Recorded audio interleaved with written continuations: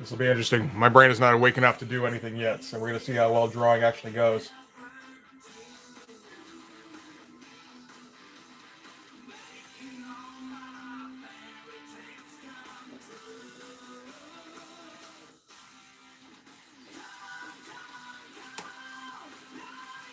The stupid music is helping. It's helping to wake me up.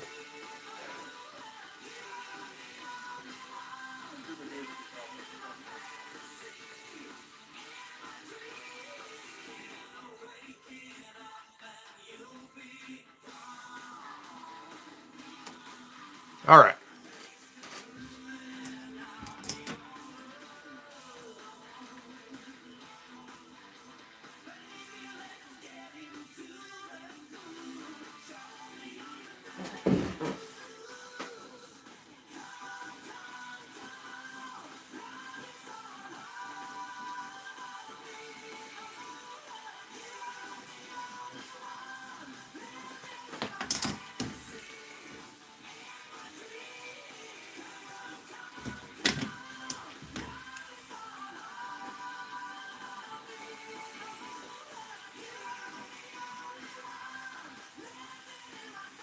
Hey, John, how you doing, buddy?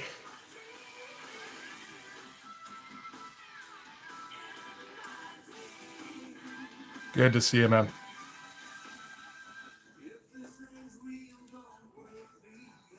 So I'm trying to remember that this is also supposed to be a no holding, or not holding, no holding. Well, yeah, but a high contrast page, or at least down here it is.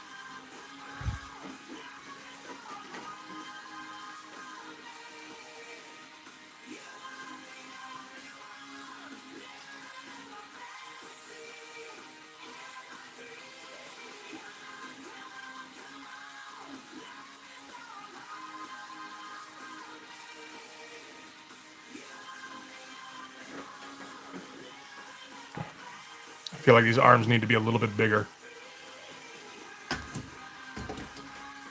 Because I had to make this leg huge in order to get it down to the bottom of the page.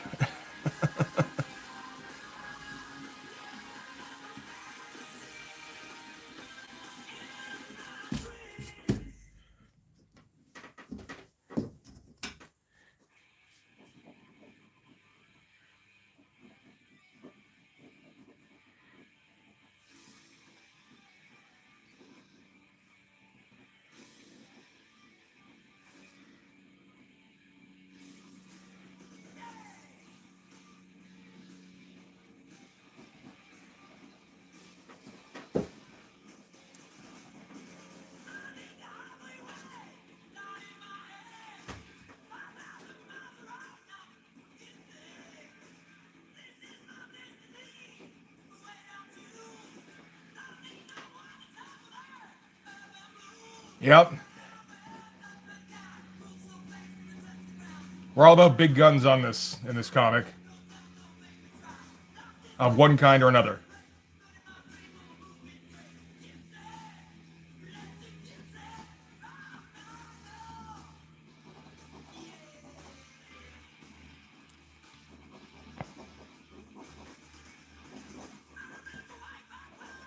That still kind of matches up a little bit, which probably means I didn't change too much where the arm ended.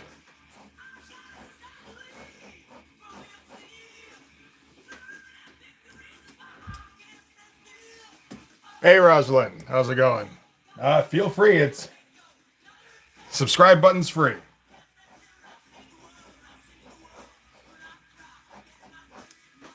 Just don't spam the chat, or I do have to stop. I do have to put an end to it.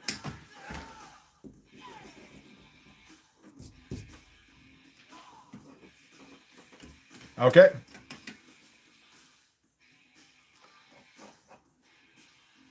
Appreciate it.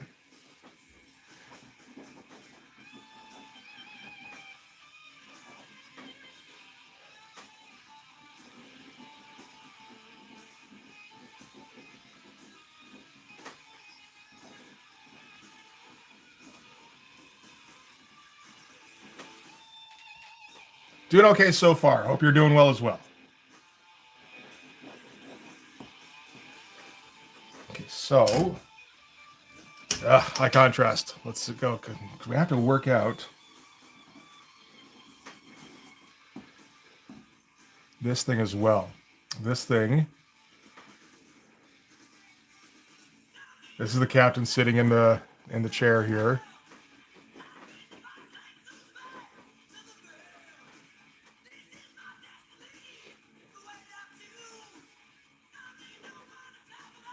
Theoretically, this should, I mean, if he's black, this should also be black, but, and we've also got this windscreen to contend with.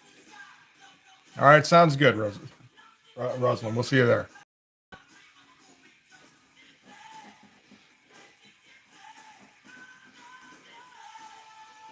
So how are we going to do this other than just edge lighting everything? Because that's kind of boring.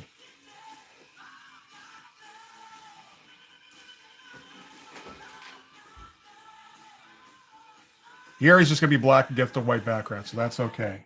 Here we need to switch things up a little bit.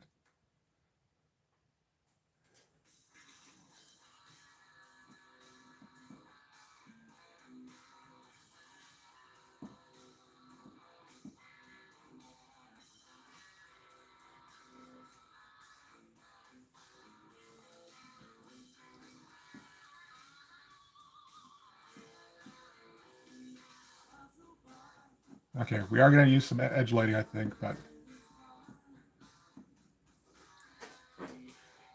yeah.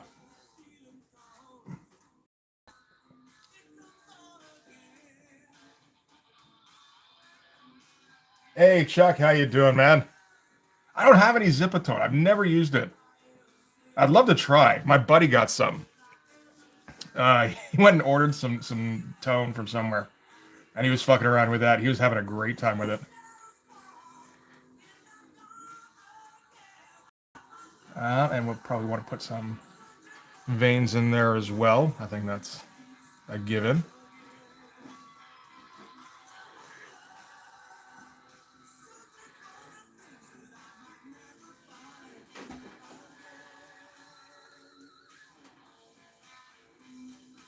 Oh, I'm sure it'd be much easier using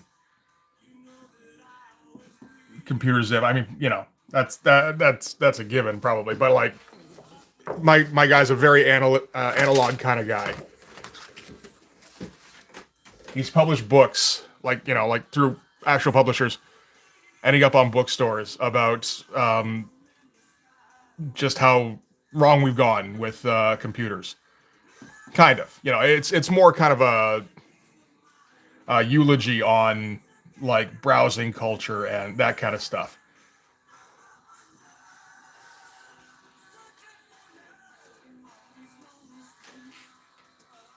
And hey, KTMD, how's it going? Sorry, didn't mean to just skip right over you there.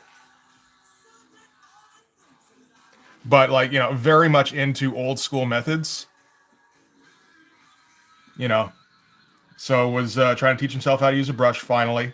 Never learned back in the day. Still mostly just trying to recreate the lines using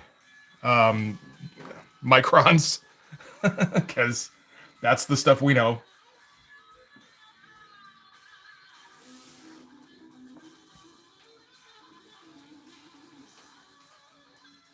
Digital for the bells and whistles, ink on paper for meat and potatoes. Yeah, absolutely. I don't think, you know, I don't think you can really beat, like, just for basic black and white, I don't think you can beat ink on paper, particularly, you know, like if particularly the guy knows what he's doing.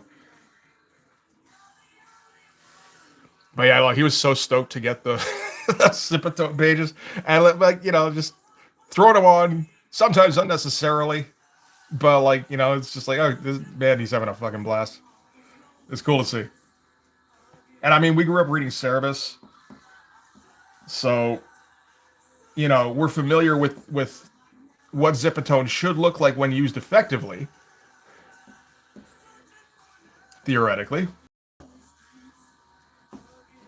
So to be able to get, you know, to get those dots on your drawings, it's like that's a little bit of extra satisfaction.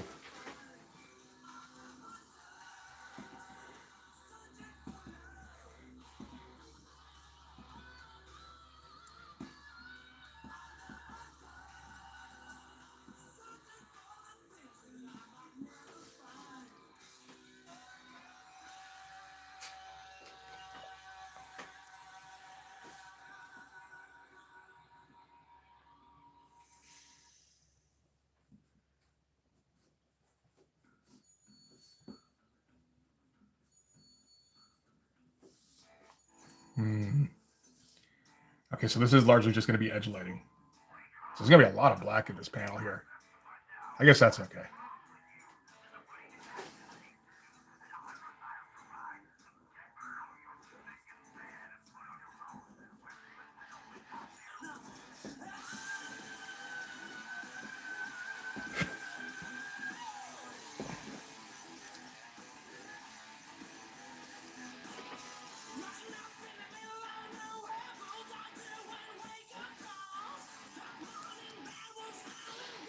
This is the only problem, really, is the hair, because the hair should be black. I want, if I'm doing highlights on the hair, I'm kind of undercutting the high contrast effect.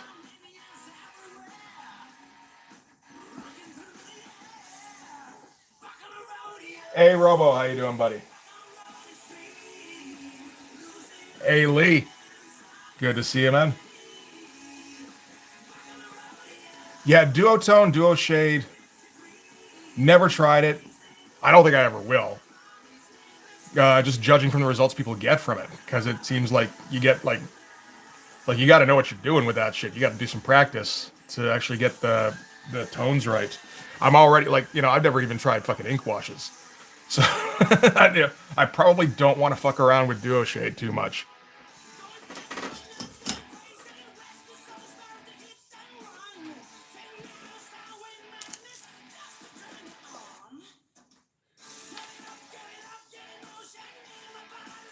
Let's see, what are we doing here? How am I doing this? Well, first we're getting the ink all over our hands, so I think that's a good thing. There's no spread on the paper the way water does. No, it doesn't seem like it. Because I've seen people try it. Like, like you see people who are messing around with it sometimes in Pro Comics. Saw a little bit when I went over Ronin #1 recently. And again, Dave Sim, back in service number 12, I think it was. It seemed like he got a sheet of duo shade and was trying, and like it gets, like you get some very interesting effects for sure. Like I think that somebody who knows what they're doing can really come up with some cool looking shit. But if you don't know what you're doing, it's very clear and it gets very muddy, from what I can see. Hey, Roland, how you doing, buddy? Aren't a lot of classic tone effects illegal now due to cancerous chemicals and such? Not that I've heard of. Chuck, you want to weigh in on that? I feel like you'd know that one a lot better than I would.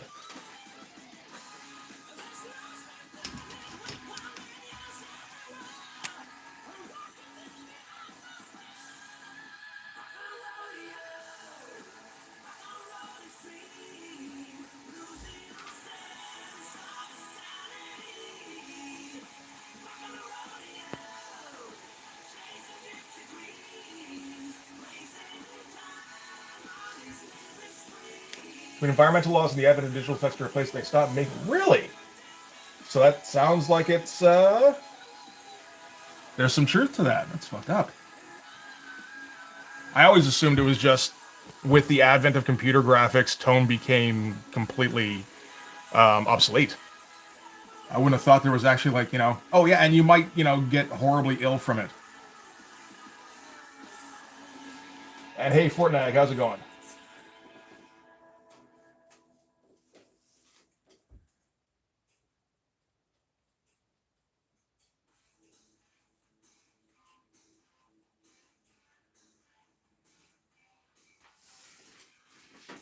Wait till we find out that ink contains toxic chemicals that are, like asbestos type stuff, and we're just all fucked. The only place that Scream Tone anymore is one company in Japan. Yeah, I believe my buddy had to order from a Japanese company to do it, to get it.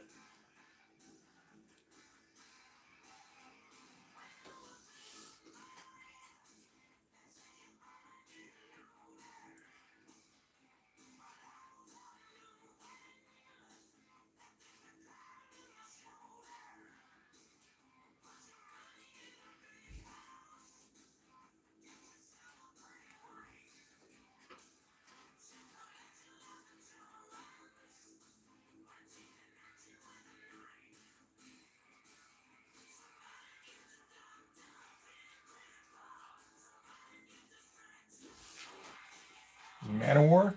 No, Cinderella. Okay. Micron inks are made with lead. Yeah, oh no! How can I deal with products that are made with lead?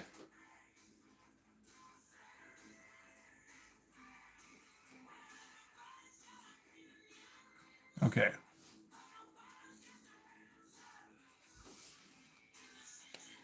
I think I can work from this. This isn't going to look like a whole lot, but this is an arm. You got deleter tone set off Amazon? Nice. You're aware Silent Ink is people, right? I'm not saying it's bad, just,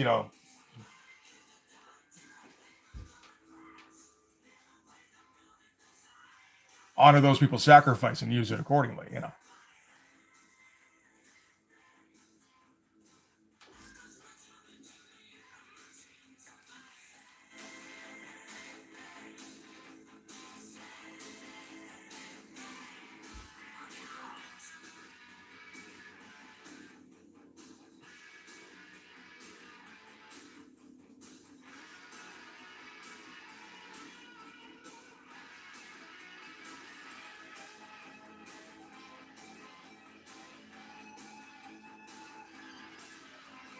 Man, I'm still trying to shake off the sleepiness. I didn't get to bed. Well, I got to bed at like a reasonably okay time, but I didn't get to sleep till like 5 o'clock in the morning. So my brain's still a little bit cottony.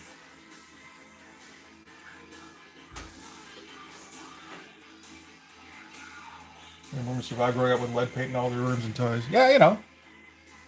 They're still around. They're still complaining about shit, so it can't have been that bad, right?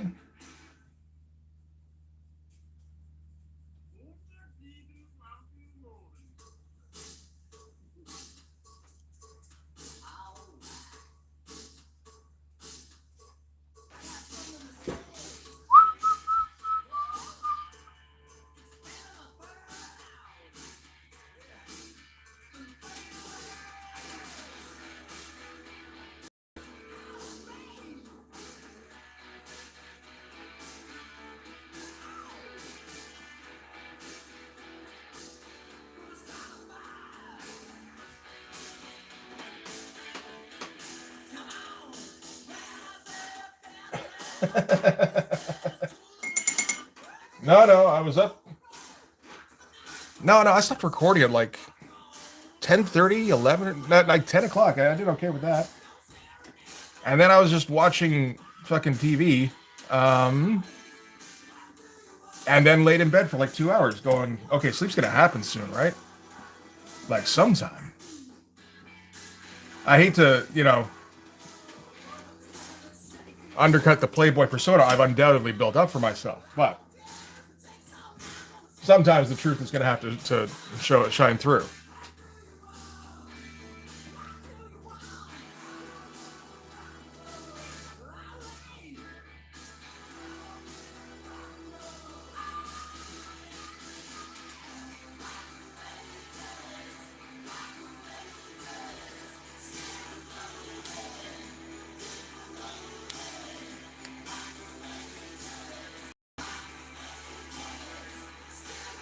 Let's get something a little bit thicker.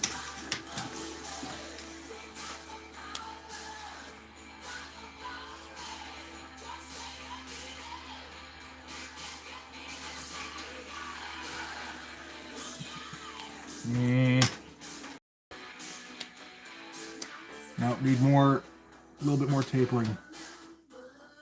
I also need to wake my fucking eyes up. Come on, get in there.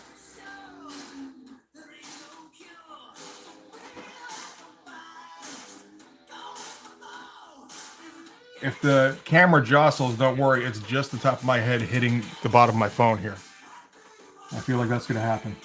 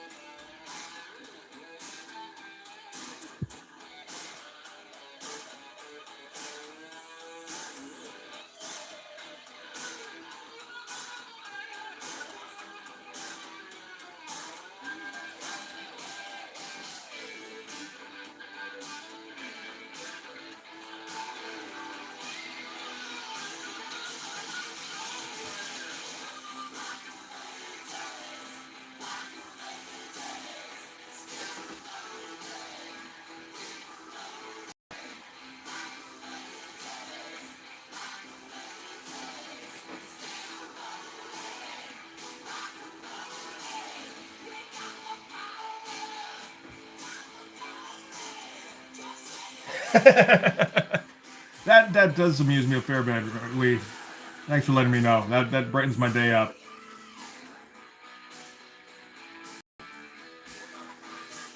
If you like, I can remove it from the playlist for today, and then I'll just find it for next time.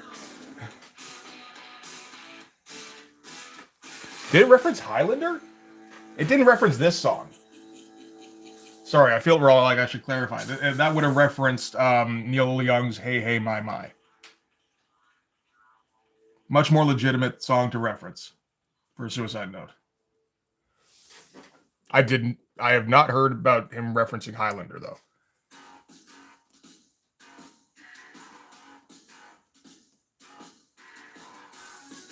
I guess I put this on this. Okay.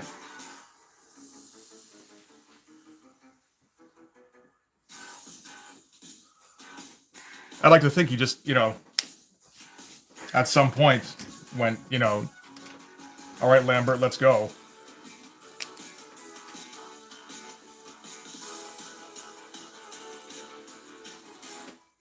Highlander referenced the song. Oh, okay. Yeah, the better to burn out than to fade away is Neil Young. Hey, hey, my, my.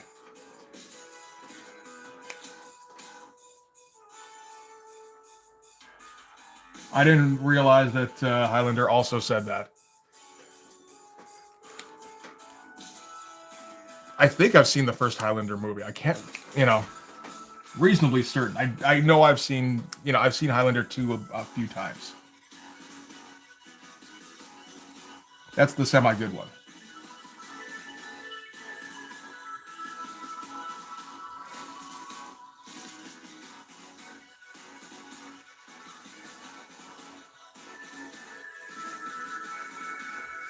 None of them are great.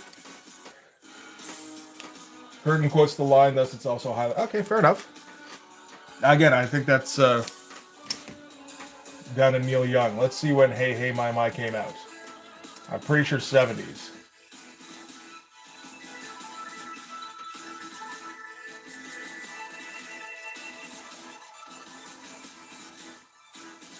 Uh, 1979. Highlander is early 80s, I believe. If not mid 80s. 1986. There you go. As is.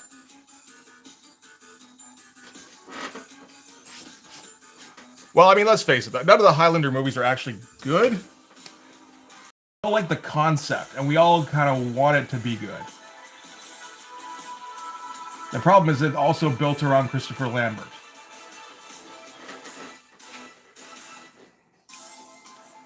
Who, isn't exactly franchise guy.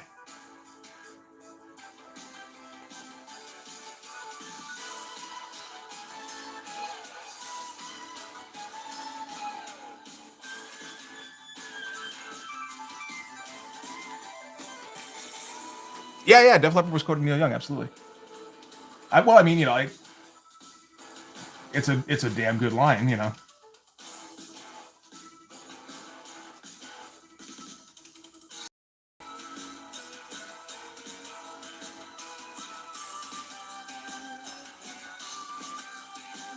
At least Cobain thought so anyway.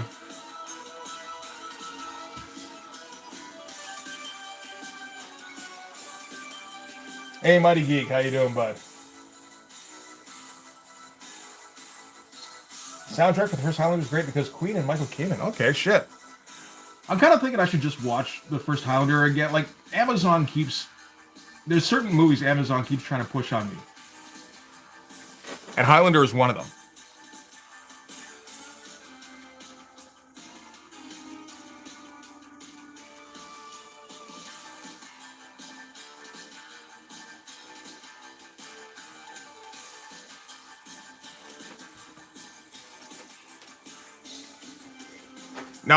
No. Def Leppard has never said anything clever. Sorry, man.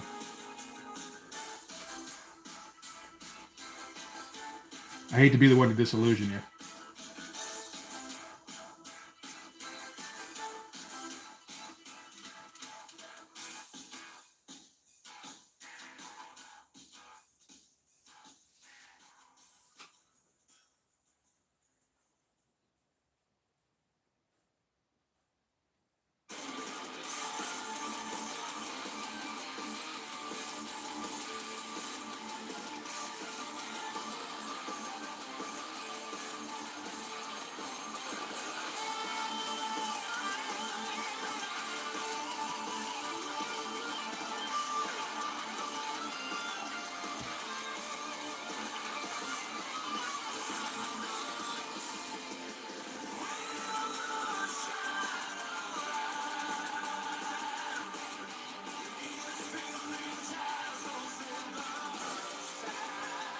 Evidently, need to listen to more Neil Young. I don't know if you do, really.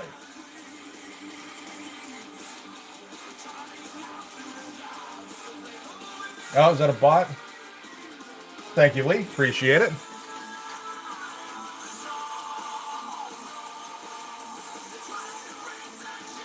But yeah, no, I don't know if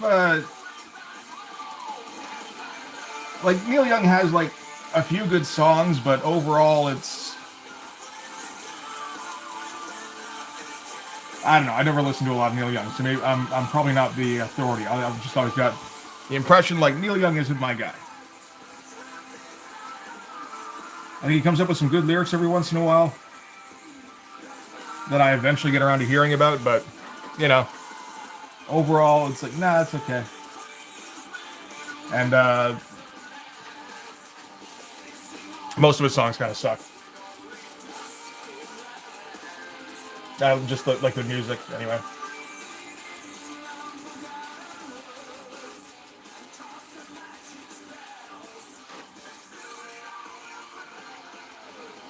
Let's see. Yeah, we'll leave that black. That's okay.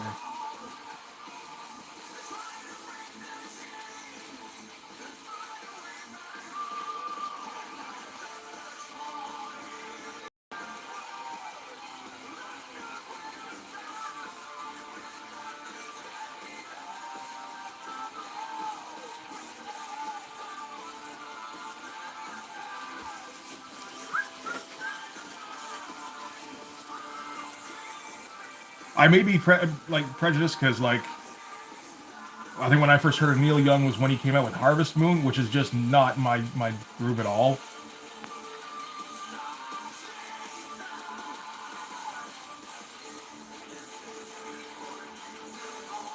Then found out about stuff like Hey Hey My My, which is much more up my street.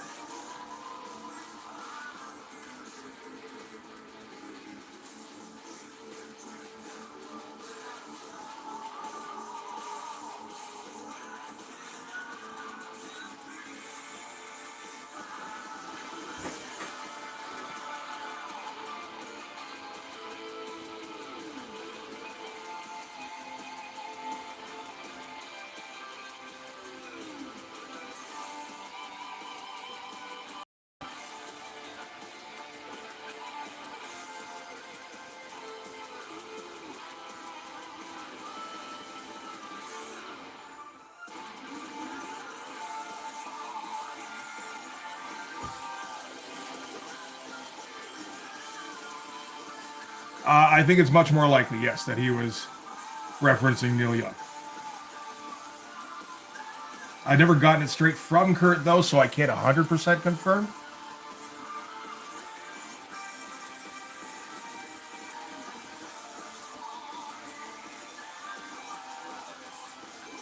For all I know, he might have been like the world's biggest Def Leppard fan, right?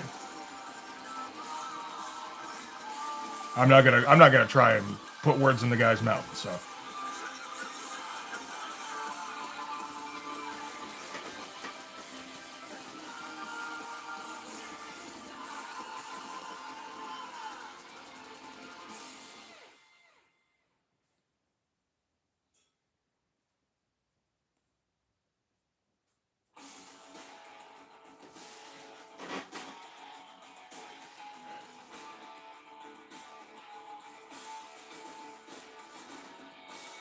okay, you know what? Even Def Leppard is a little bit. I feel like just a little bit too much culture for Courtney Love. So I'm gonna just say that theory is completely, you know, has no. Oh fuck! I can't remember any kind of words today. Credibility. There we go. Has no credibility.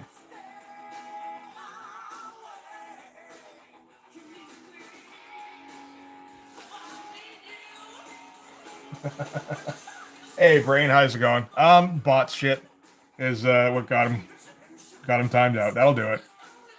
Somebody was spamming earlier before Lee showed up. I feel like Lee might be in the mood where that would have got, but they stopped it in a reasonable amount of time. So.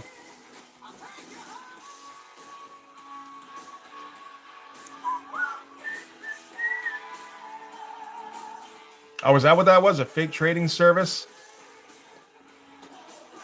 I'm not familiar with those, like how the what they do.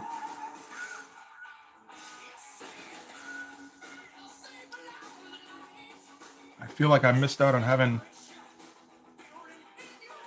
the pommel guard here. Yeah, it should be here. So I'm gonna have to do a little bit of whiteout on that. That's okay, we can do that.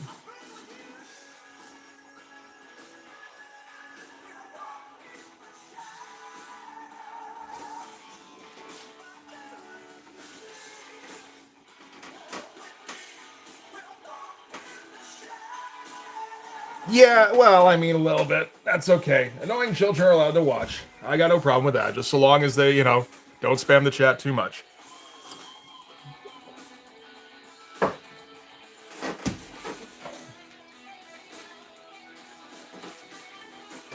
I never watched Dead Man. I assume that's the Johnny Depp one, right?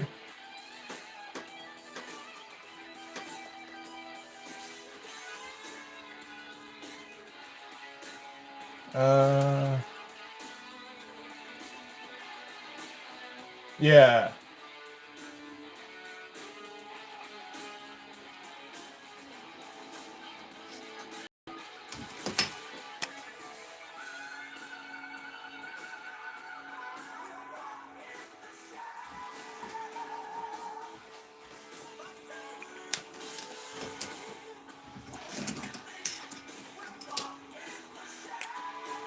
Jim Jarmusch. Oh, okay.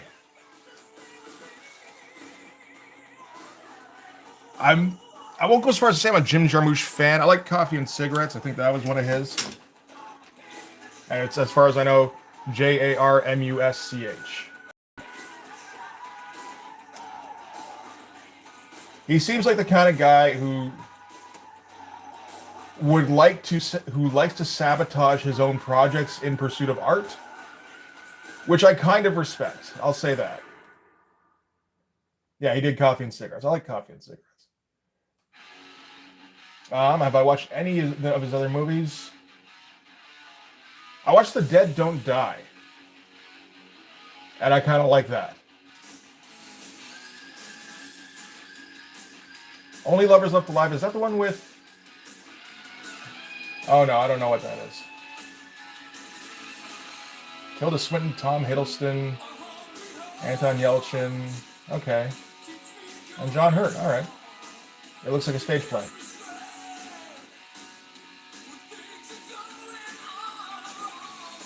I've heard of that. He's like a filmmaker.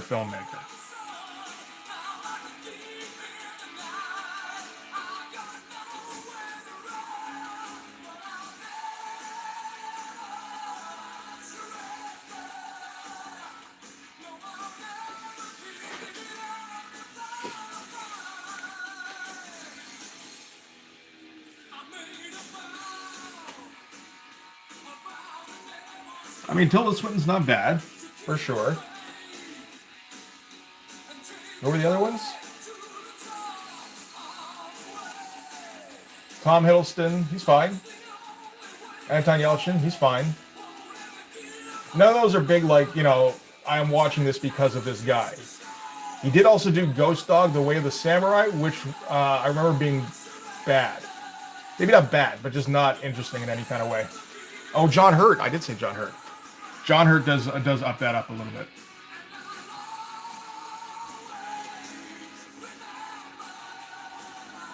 That's true.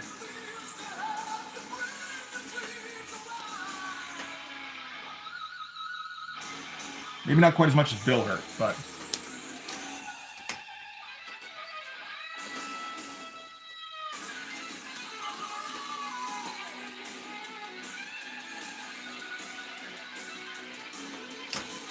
John Hurt's one of those guys where, if you see him in a cast list, it's like, okay, so somebody at least went, we need to get an old British guy. Let's at least get one of the good ones.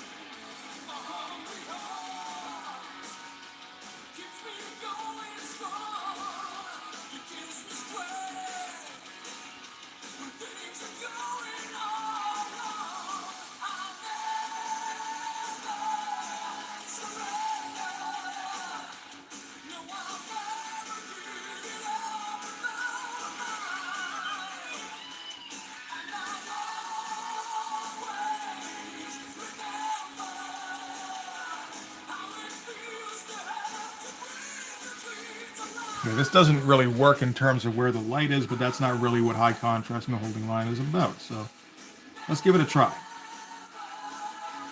It's not about coming up with drawings that work necessarily in terms of like physics and lighting and shit like that.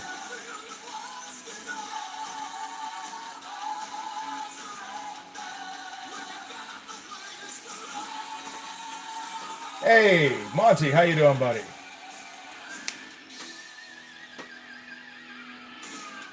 Oh no, not again.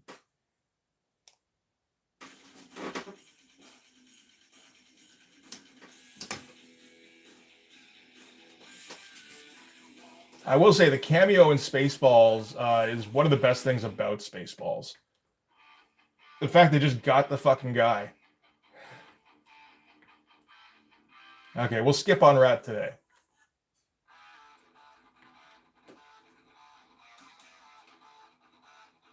If Rat comes up and I note it, I'll skip on Rat for today. We'll give Leah a bit of a break.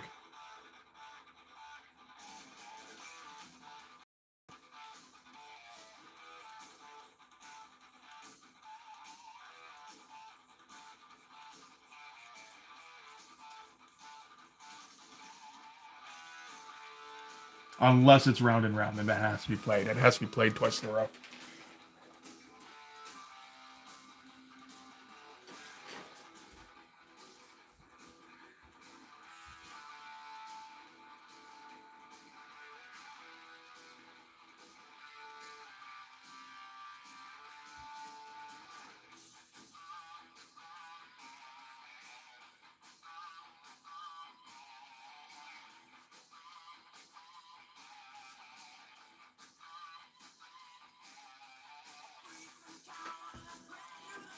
Of course, that's the one that's stuck in your head. That's the only one that would get stuck in your head.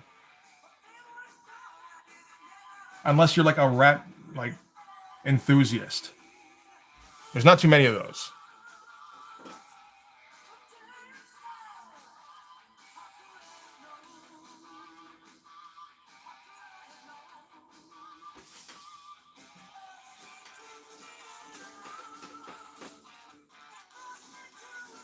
I think most of those OD'd on huffing paint went back when the 80s ended.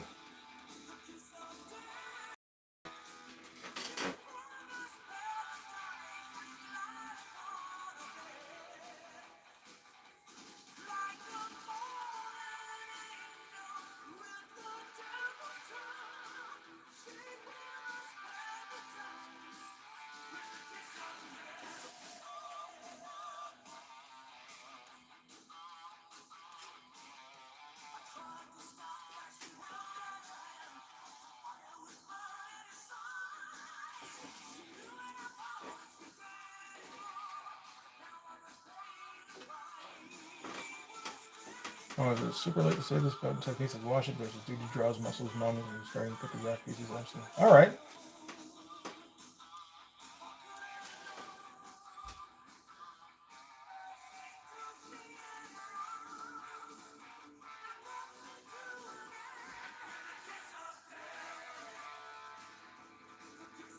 Whenever I hear about somebody who's drawing muscle mommies, I'm like, I perk up for a second, like, is this okay? This might be okay. I should pay attention. I might need to support this. I don't know what pictograph really means. Yeah.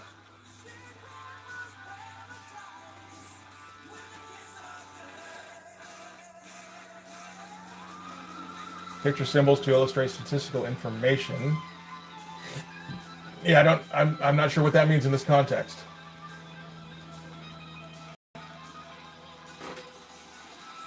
Okay. So dot matrix essentially.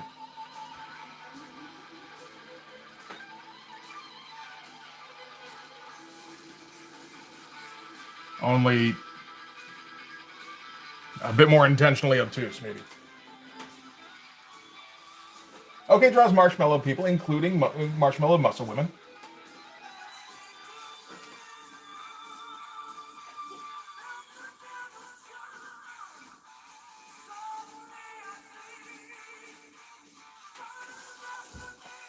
I have no problem with this. Man knows what he likes.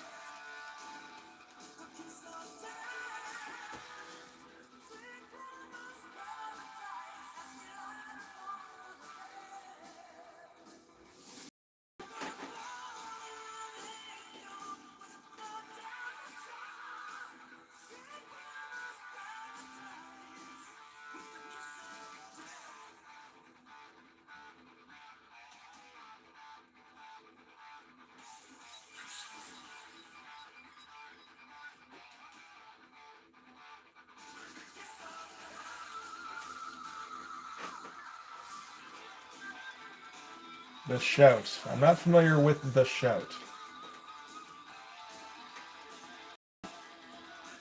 I feel like when people say, hey, have you heard of this? They're talking to other people in the chat because they know the answer for me is, of course not. Never heard of that, yeah.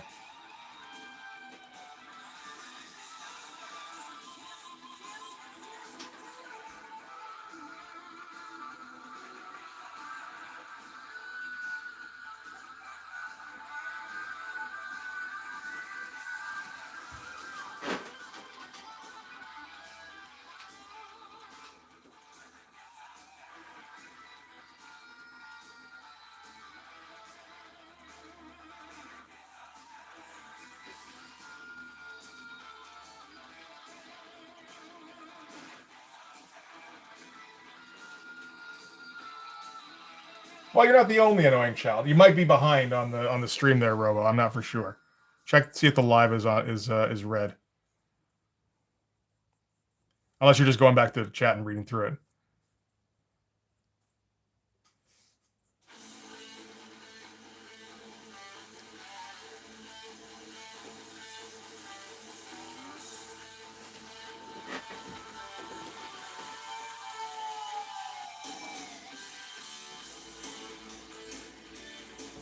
I'm not familiar with The Last Wave at all. Yeah, I feel like the only time I was ever on the cutting edge for like movies, like even a little bit, it wasn't really cutting edge, but you know, was when I was working in a video store. So knew at least all the stuff that was getting onto the shelves. And was able to watch them for free, so watched a lot more than I normally would have. Including some weird shit.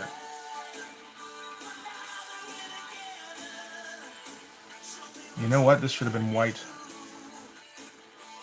Because underneath is going to be dark.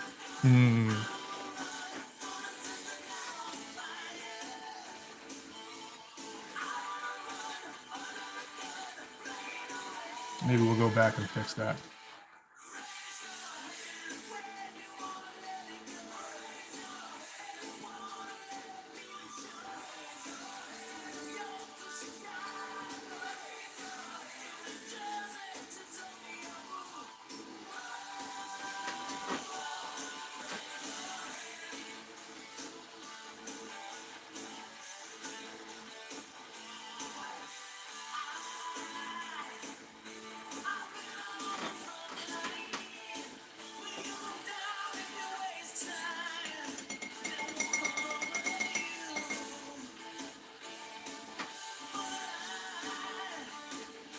A lot of behind the curtain movies? No, not so much.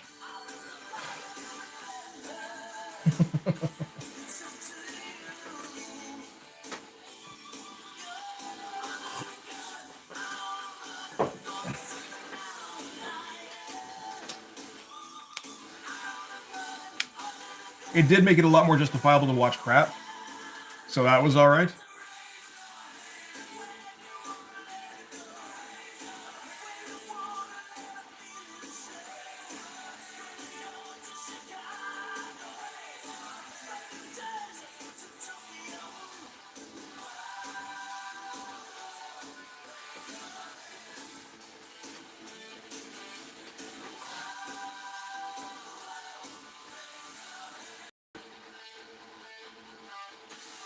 I know. I'm just a letdown in that regard.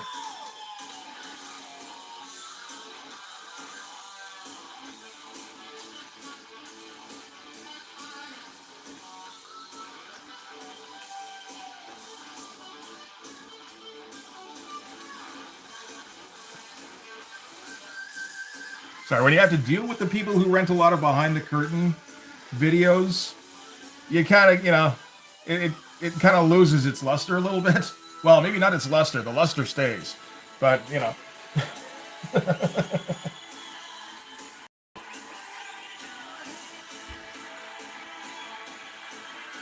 There's kind of a sticky sheen to those things that will not go away.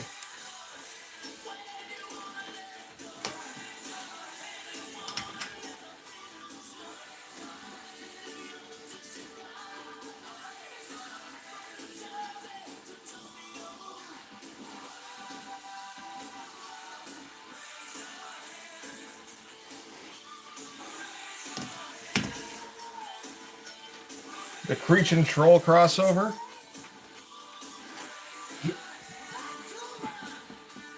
I mean, at least Capullo tried to turn Creech into, like, you know, a quality comic in terms of the look. There was none of that on Troll, man.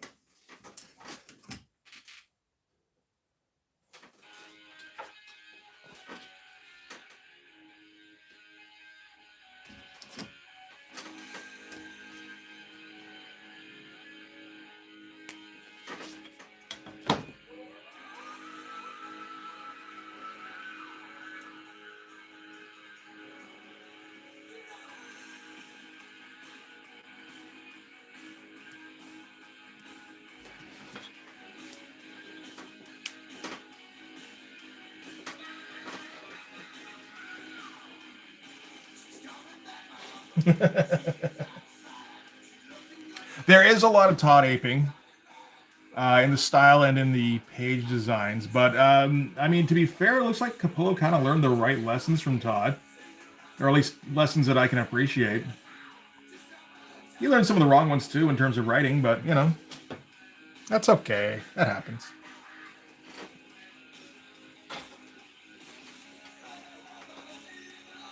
Hey, Comic King, how's it going? I'm honored that you stopped in whilst vendoring.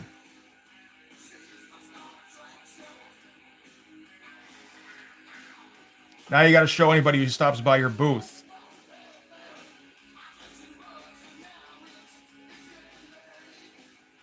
What you're watching. Just be like, yeah, no, if you want to watch dudes draw in real time, here you go.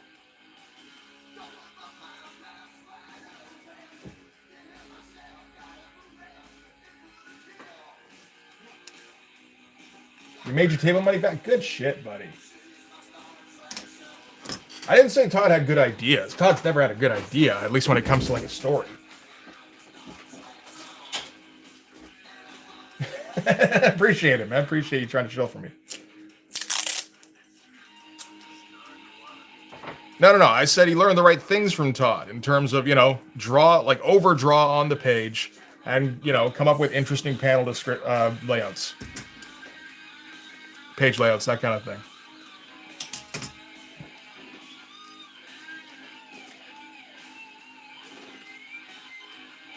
Todd Zinn is his guy. Oh, yeah. That worked dovetailed nicely.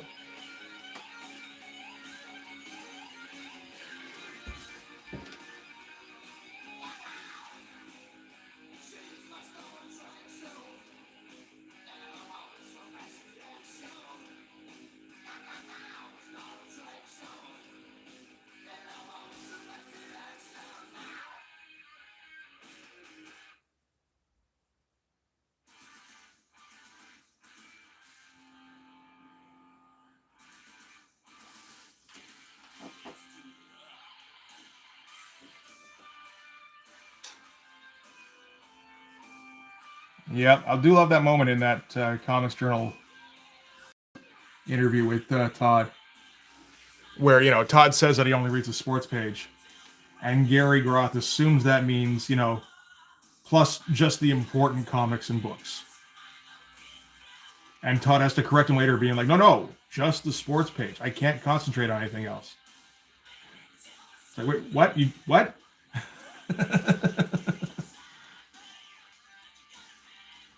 But you write comics. You're not allowed to do that. It's like, well, I mean, nobody stopped me yet, so, you know, I guess I kind of am.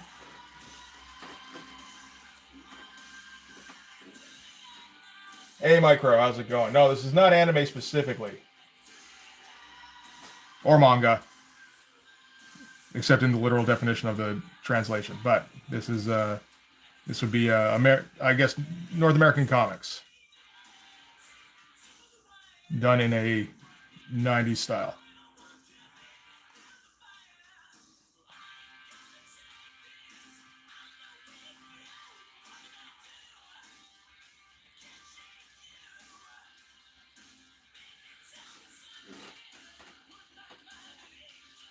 Yeah. Lee, I know. Doesn't matter. I get what he meant.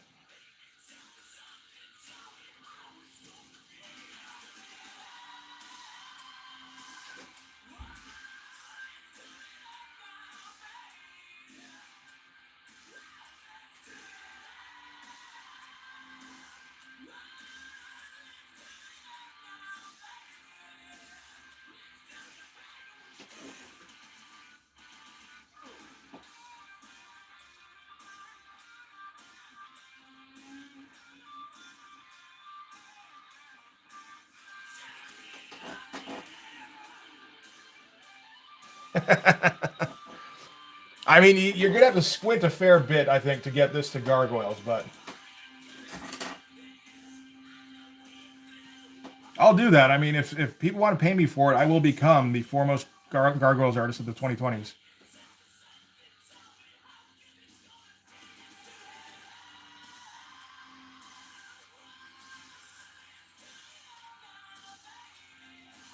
How long before that just turns into drawing Rule 34 shit with the purple guy and the girl gargoyle, though? Probably not too long.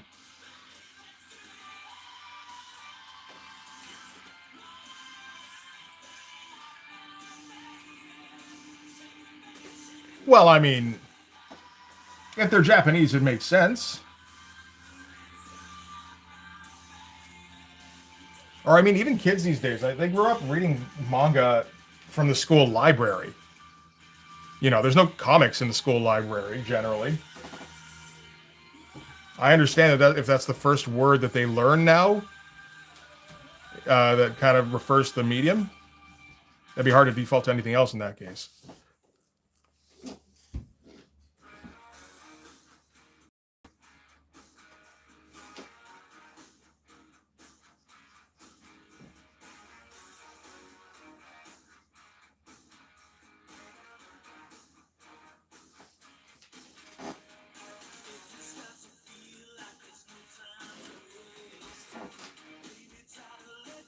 The library's got Bone? Okay.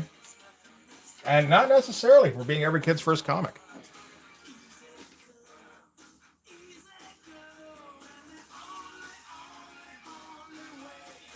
There's no coolness factor with Bone. And there's no like anime series that's running alongside it, like adaptation. I think more likely watch One Piece first, and then they go, wait, there's a manga about this. I think this is at my school, and then they go read that, and then they're kind of like, you know, that kind of thing.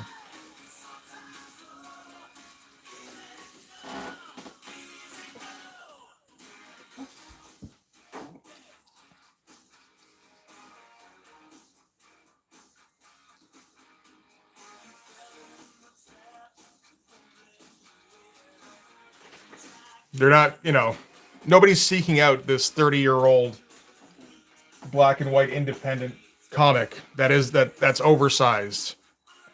You know, at least compared to a manga tankobon.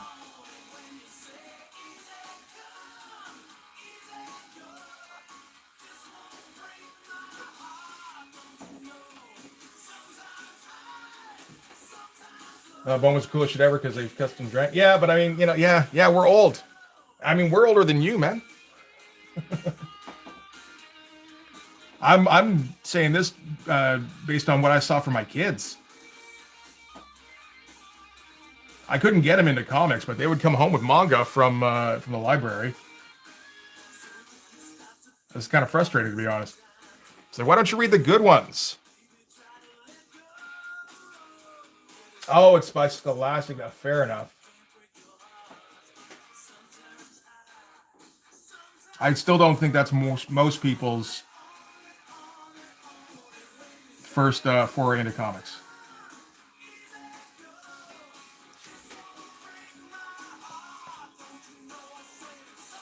Might still be some.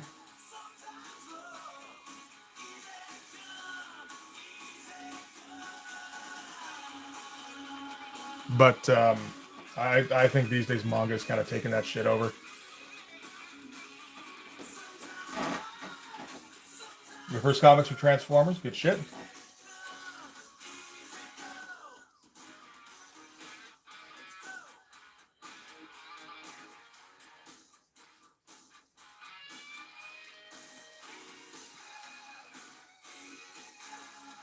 I think the first comics I remember were from when I was like in daycare, when I was like 5 or whatever.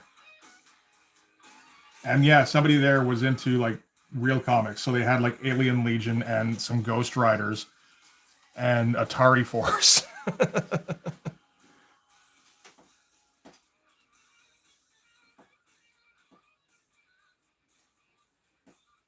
Was she? Was it? Yes. Oh. Which one, Megan? Yeah. Oh, well, shit. I was not aware that Megan ever read Bone. Okay. Apparently my eldest started with Bone. So I'm just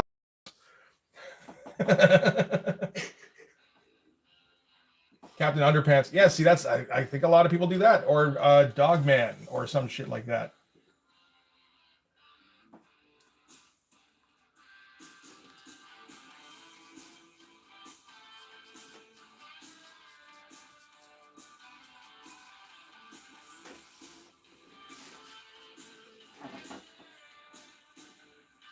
First proper comic was Spider-Man comic you got from the dentist. Yeah, that's probably fairly common. Okay. I have not read Bone, but it probably doesn't. Bone didn't come out when I was a kid.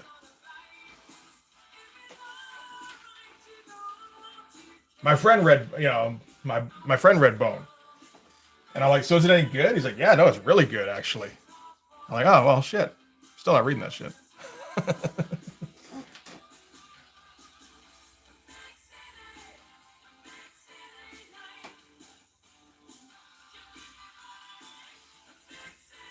This is the first comic series I actually got into was the Archie TMNT Adventures. Yeah, I got a few of those too.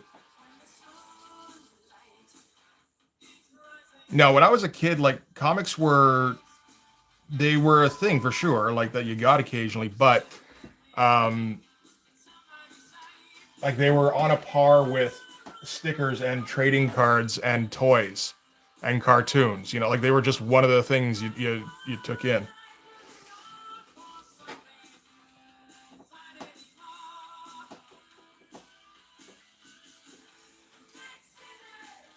I didn't lock into comics until I was like 11.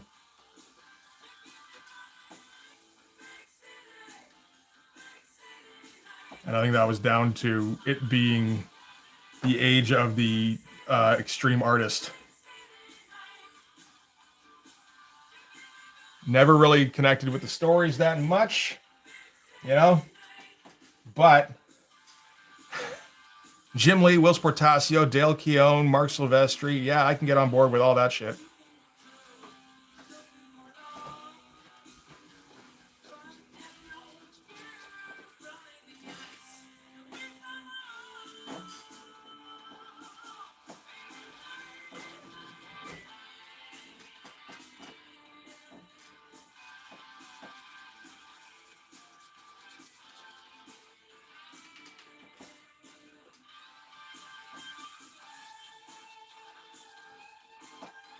Are we talking Bone Thugs in Harmony?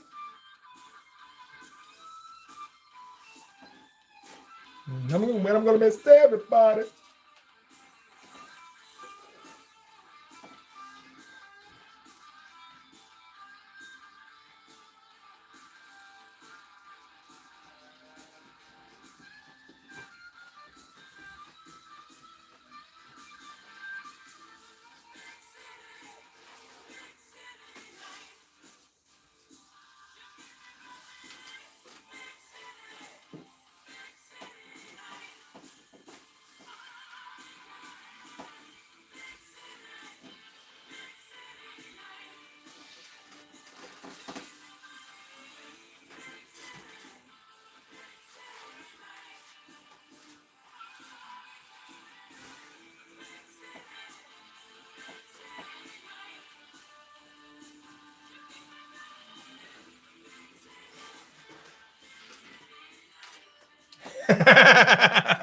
Oh shit, a reference I understood.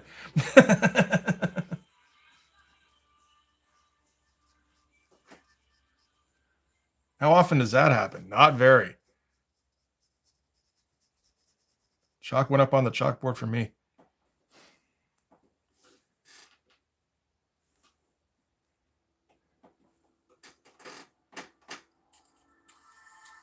Actually, let's rinse that off and let her sit for a minute. This brush is starting to split, which isn't a surprise because I have not looked after it at all.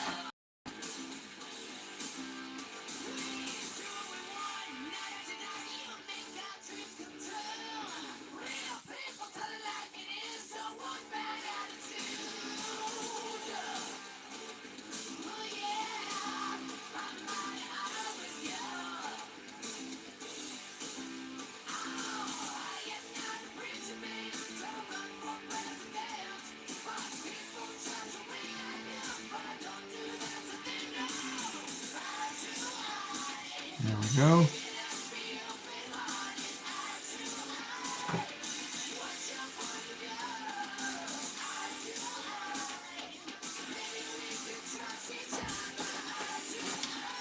You got a twirl with spit, yeah. Bruschetta Nights? Are you spelling that right? I don't think I'm familiar with that one. Although, if you're spelling it wrong, then I call mulligan. I don't think I get blame if you spell a reference wrong, then I don't understand what it was.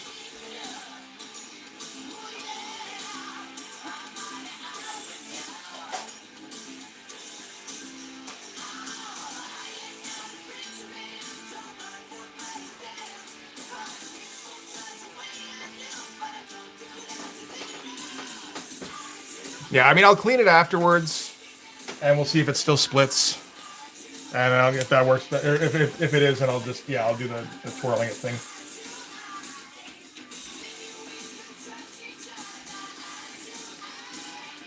Well, or I could just do it right now, I guess, couldn't I? Because it's not exactly a difficult process.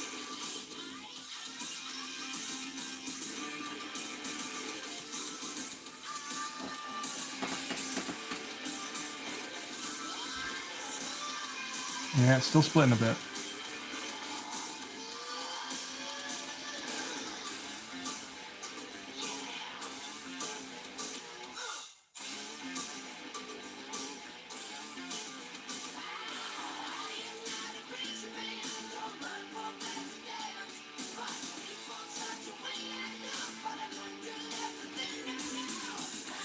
Washed it with shampoo and conditioner. Really? That is interesting. Okay. I've got this brush cleaner stuff that Peter recommended, which seems to work fairly well.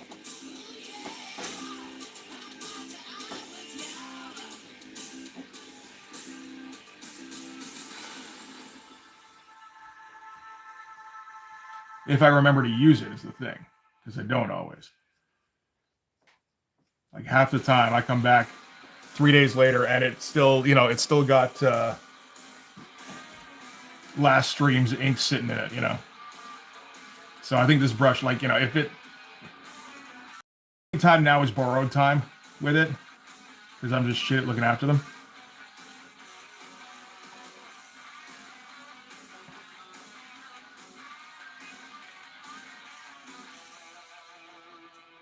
There are times when I'll come back and the ink bottle is still open from last time. It's like, oh, that would have been smart to close.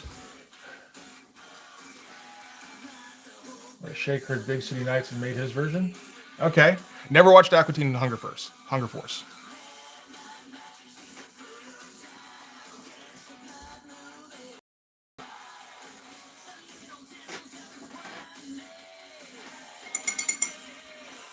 As one of those things seemed like, dumb stoner culture, which wasn't my thing.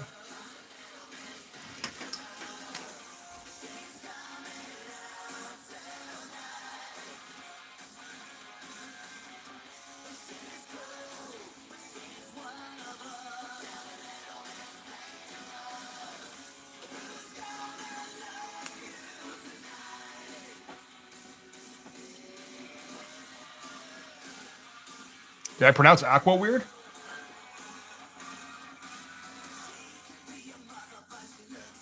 Better question. Can somebody living in Louisiana criticize how anybody else pronounces anything?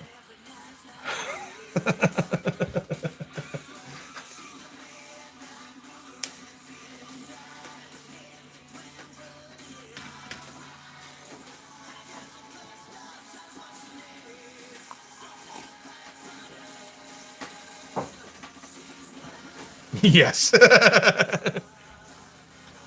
Show enough.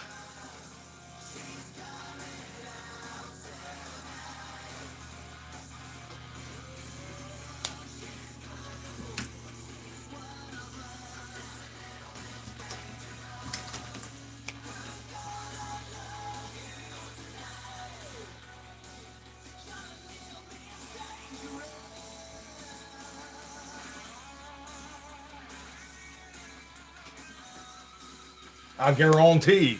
Yes, exactly.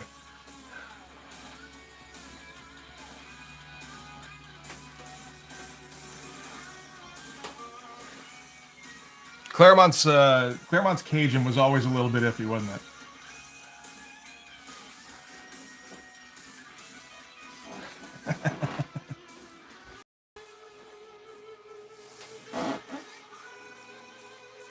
Let's get that 03 out.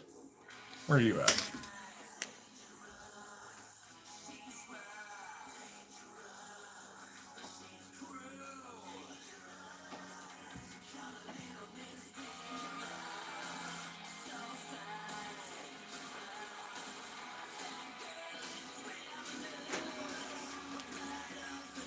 The Cajuns came up here and holy shit, I could, yeah. I would imagine.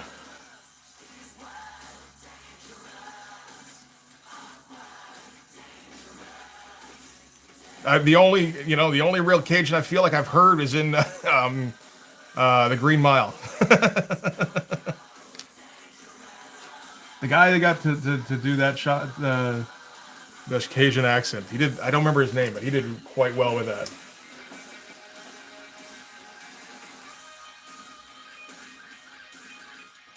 MTV oddities. We didn't get MTV. Hey, Shadowgam, how's it going? I got to see a little. Yeah, I didn't get MTV in Canada. We got Much Music, so we'd get the odd like Beavis and Butthead clip eventually, but that was about it. Didn't see Alex Winter when he was redefining television.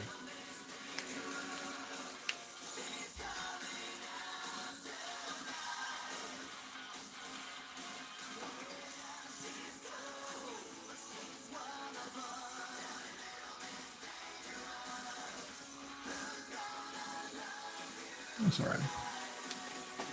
Audie's had the head in the Max animated series, yep. Writing a story on The Last of Us 3 on my own. Good, man.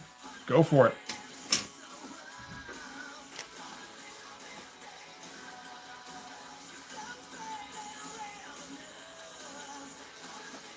Then what you do is you change all the names and you license that shit out and turn it into a movie starring two vacuous teenagers. And that's how you become a billionaire.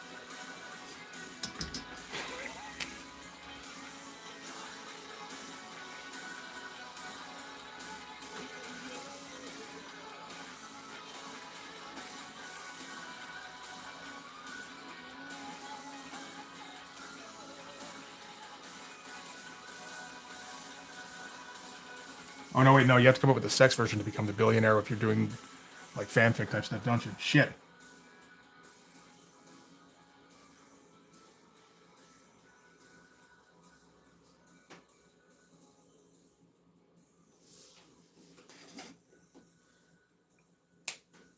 All right, fair enough.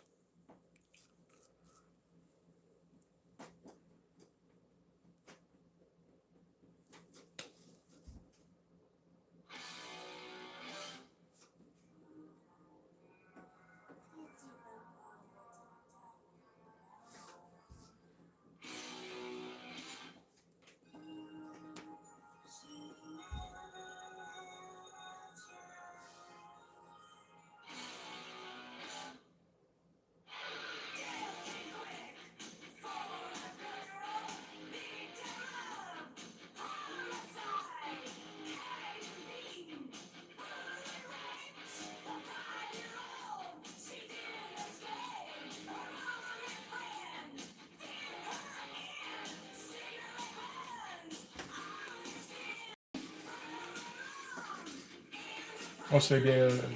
I'm just using ideas that have purpose to make my ideas from those ideas. Okay. Hey, man, whatever gets you inspired.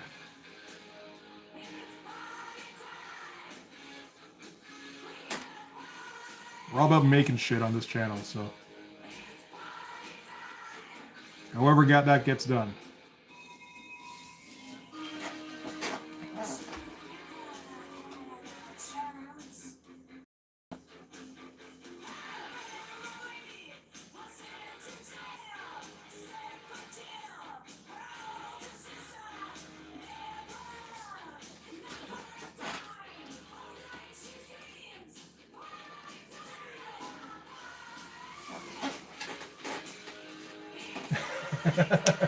It is from Return of the Living Dead. That's why I have it on here.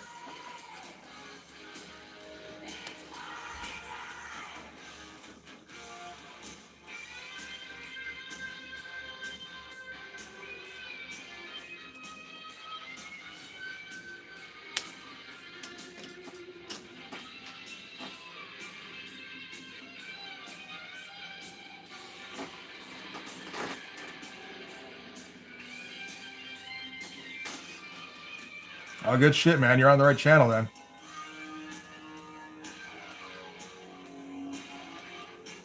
I'm a little bit younger. A lot of the guys in here are like, we're 90s, I think, or late 80s, but pretty close to the point where I think we can relate.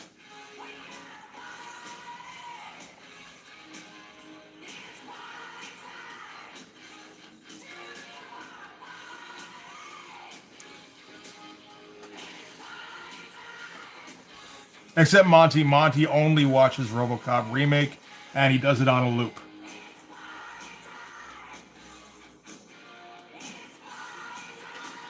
And he's curious if you'd like to join his cult.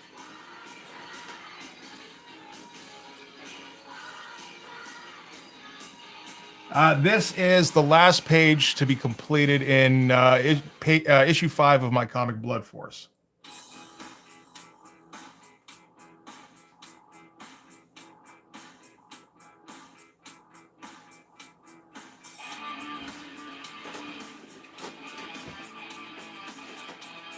All right, man. I appreciate it, Comic King. Enjoy the rest of the con. Have a good time. Says he's an 80s kid because he was born in the mid-80s. No, that's not what that means.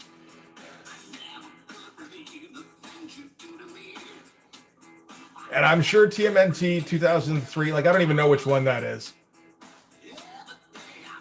There's TMNT 1989, and then there's all the ones that copied it.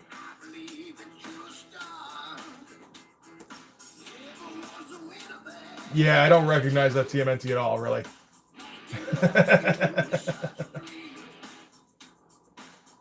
I'm also born in '78. Okay, so we're on the same wavelength. Isn't there a Blood Force already? No, not a Blood Force specifically. There's something called Blood Force Trauma. I don't know if that's still going or not, but there isn't anything that is called Blood Force, to the best of my knowledge.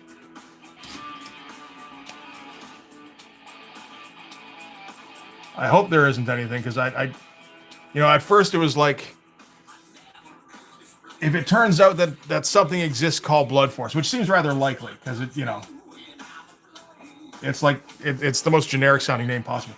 I'll just switch it. I'll do it in canon, like in universe, where Rancor gets a missive from Bloodbrass that we received legal action. We can't actually use the name Blood Force anymore. Okay, we're gonna be Blood Squad from now. But the thing is that I want to keep Blood and I want to keep Force, because there's so much opportunity for puns with both of those.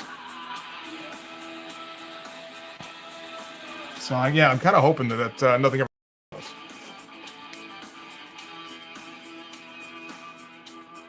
I don't believe there's a comic called Blood Force. Again, I think there is one called Blood Force Trauma, but that's a fairly newer one.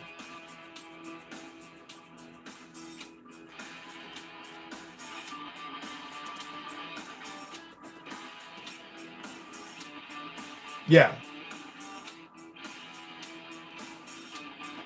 No, it's just Blood Force Trauma.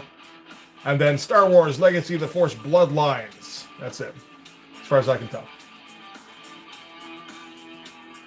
Well, I mean, it all comes down, from what I understand, it all comes down to whether or not they're willing to defend their copyright. So, like, only, I think, real guy who has any legal standpoint would be whoever created Blood Force Trauma. And if he wants to be a dick and come down on Blood Force, like if he wants to actively sue, and even then it's like, okay, is there enough of a similarity? I really don't think so, based on what I've seen of Blood Force Trauma. So I think I'm safe regardless. And the only other thing you gotta do is defend your creation. So constantly get it out there, which I'm doing with the live streams and by publishing. Yeah. And how about Blunt Force? I thought about Blunt Force, honestly, when I was first coming up with titles, but I specifically avoided it because I didn't want it to be seen as stoner culture. I got a thing against stoners, man. I know a lot of comic people are stoners. That's fine. I just don't want them thinking I'm a stoner, you know?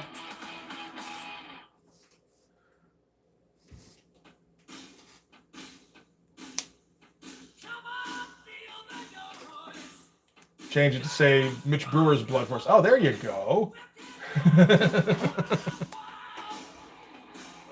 That is more of a draw anyway, right?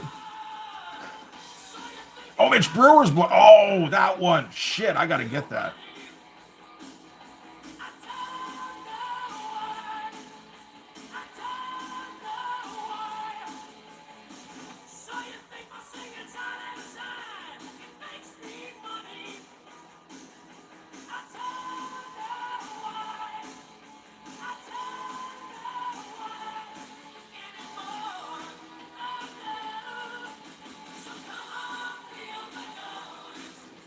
Sure, that looks fine. Maybe some white out here and there. That's okay. That usually happens on a no holding lines page. No, not that Mitch Brewer. The good one, yes. For the love of God, never that Mitch Brewer.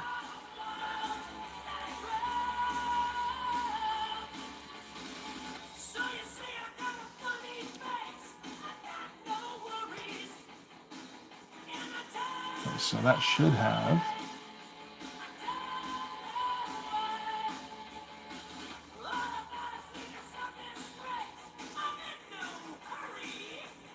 Yeah.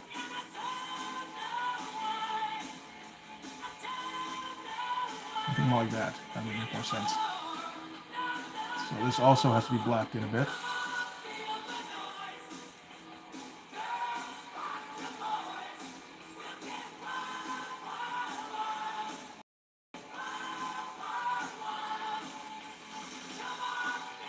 It's funny, people just dropping in to see this panel have no idea what a payoff this is.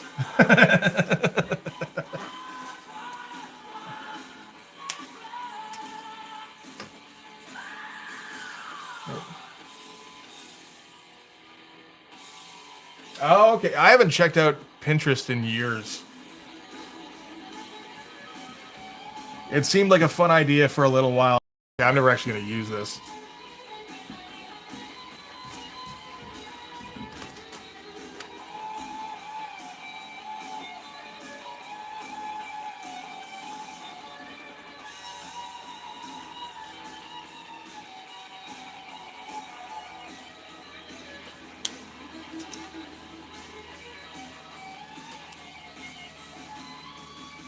Well, I mean, that always happens, right? So now you just got to find the next thing. And then, enjoy it before it undergoes unshittification. You might get a few years out of it.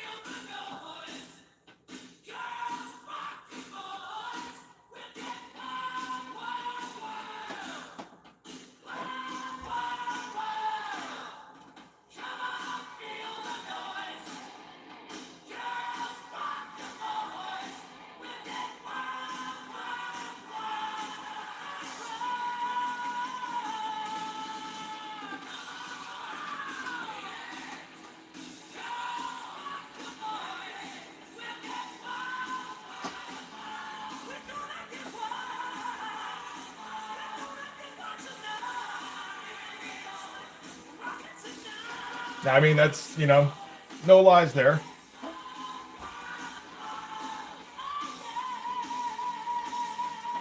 That's just business.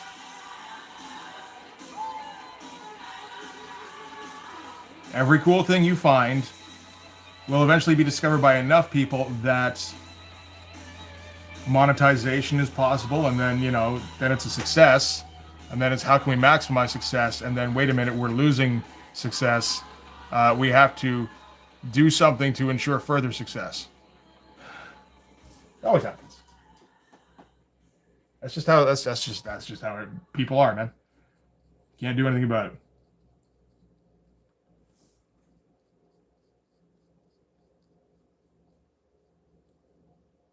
If we were the type of people who could affect the trend by building a company that didn't do that,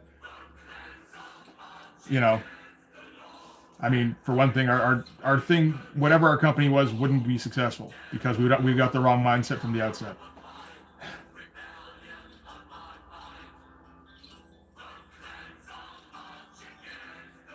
You need that line goes up mentality to get to the point where a thing gets, you know, reaches that cultural critical mass, right?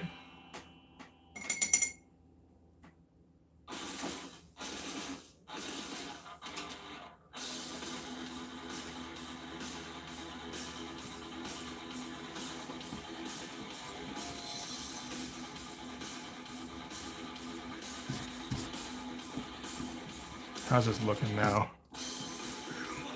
Kind of cool.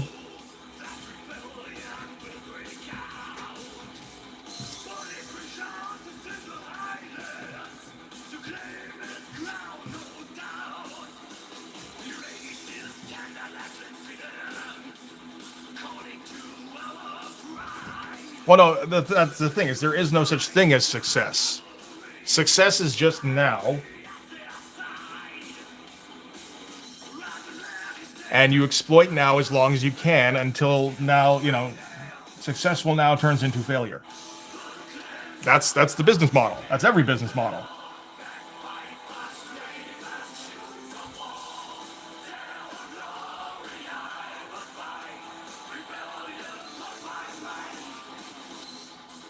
It's like if I had the opportunity to do that with Blood Force, would I? Like, probably.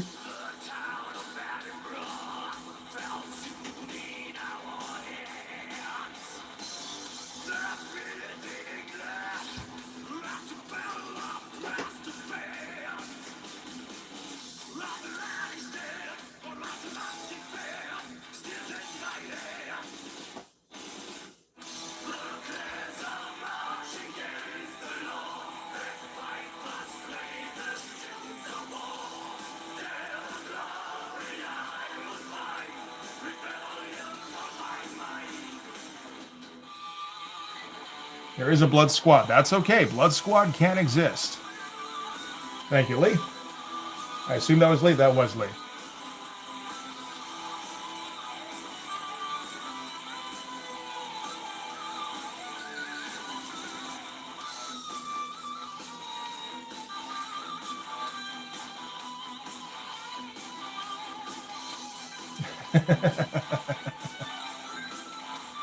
Yeah, you got to jump on that shit quick. Lee's got a pretty quick trigger finger.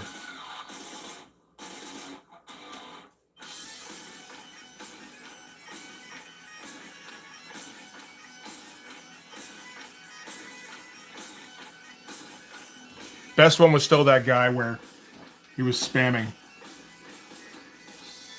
And me and Lee and Raven all put him in timeout at the same time. So he ended, like, you know, he basically ended up in timeout for infinity. It's like, come back next month, maybe. See if it's cleared up yet.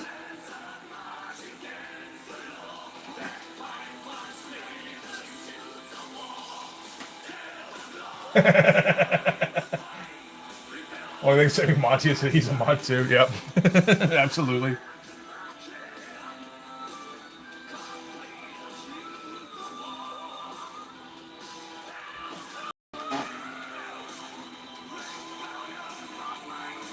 Yeah, well, yeah, why not? I mean, you're not trying to profit off Concrete Robo, right? You can do what you want with Concrete Robo.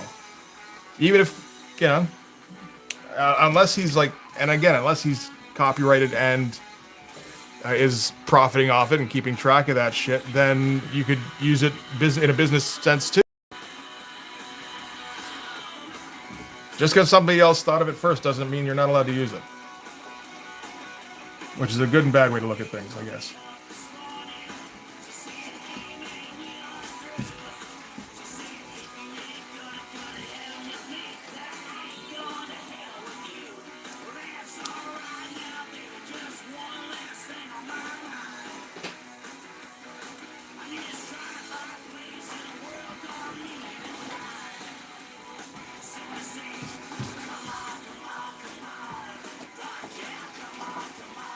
The real, oh yes. That's the other thing I can always do. If somebody gets litigious, just put the real Blood Force on, and I mean that wouldn't hurt it at all.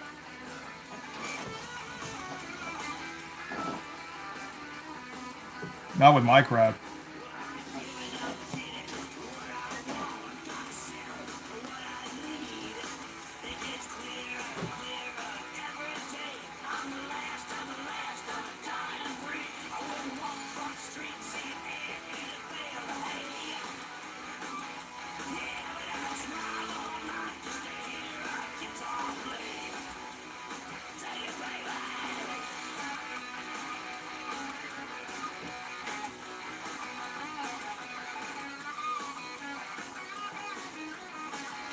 All right, and we'll get rid of the other panel borders as well in this, but gotta put in more ink.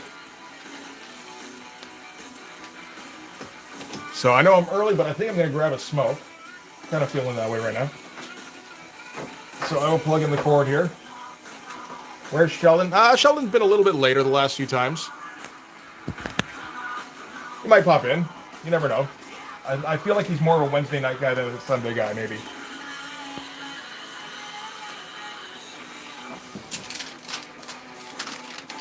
How we doing? There we go. Okay. Oh, no. Can't put it on top of the part that's finished. Jackass. Yeah. There we go. Oh, this is so professional. Fuck. All right.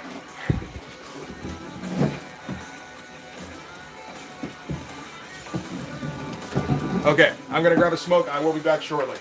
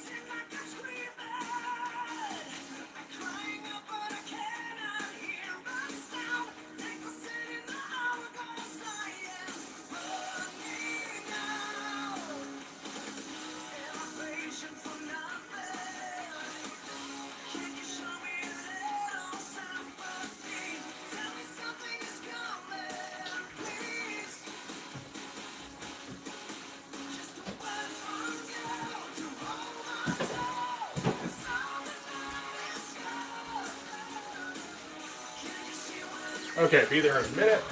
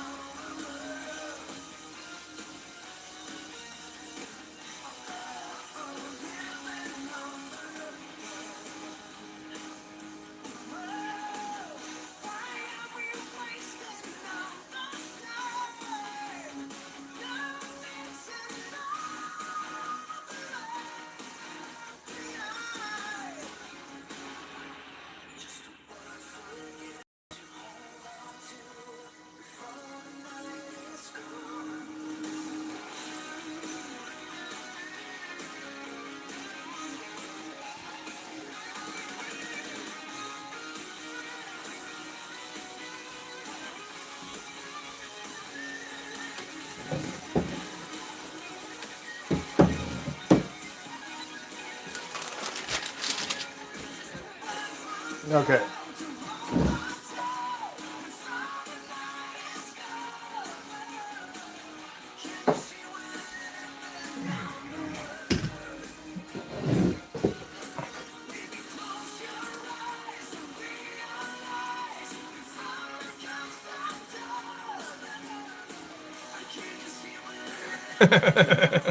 I creased up the tracing paper.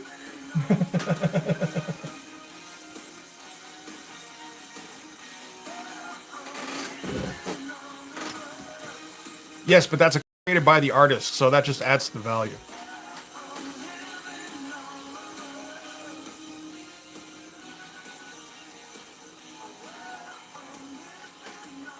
It's like when I peel off the tape here, and it kind of peels off some of the integrity of the paper.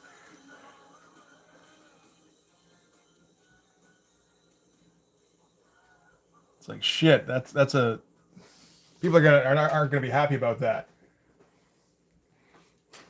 But it was done by the artist, so maybe it's okay. I feel like Popo's head has to be a negative silhouette because this is going to be the canopy here.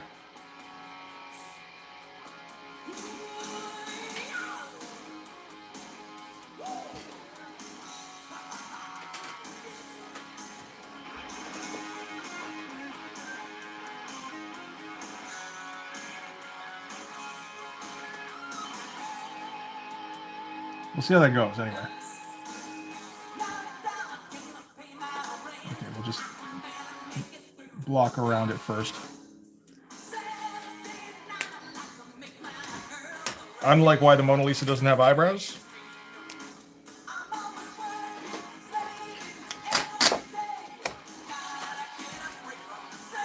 You'll have to elaborate.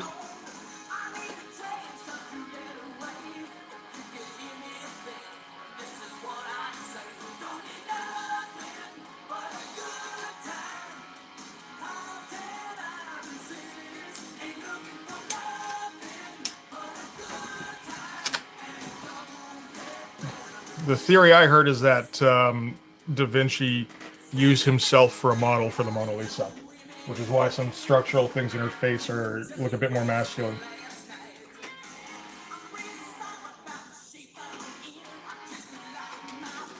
Someone used the wrong stuff to clean it and wiped off her eyebrows? That's a little different. And I just went, shit. That's how it always looked. I don't know what you guys are talking about. Do you guys remember saying how weird it was that she didn't have eyebrows?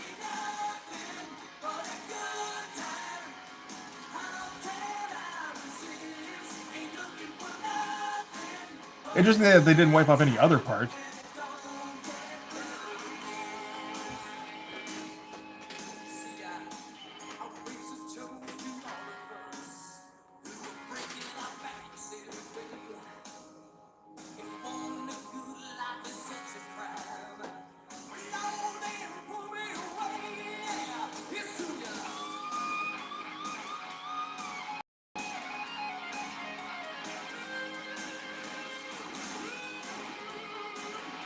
Dude's gonna be straight up Bart Simpson here.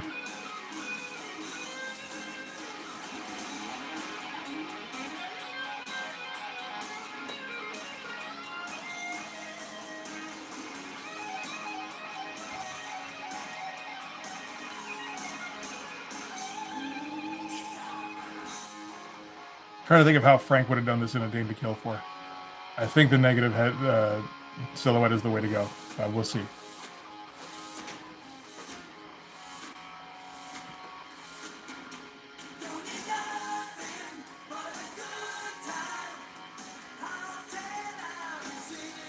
Yep, those infamous Renaissance raves, man.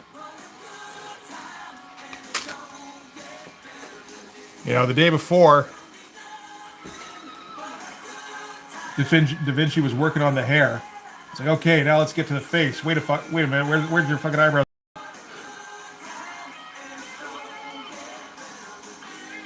All right, well, we're going with it.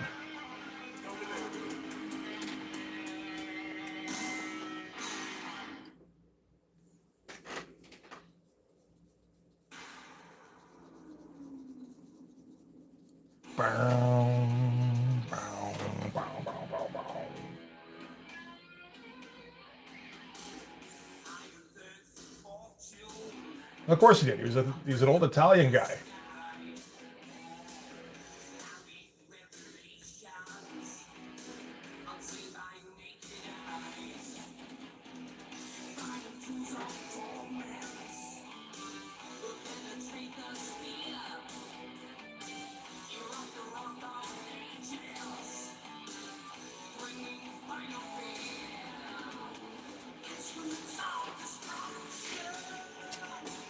I will say the chorus for this song is a little bit disappointing.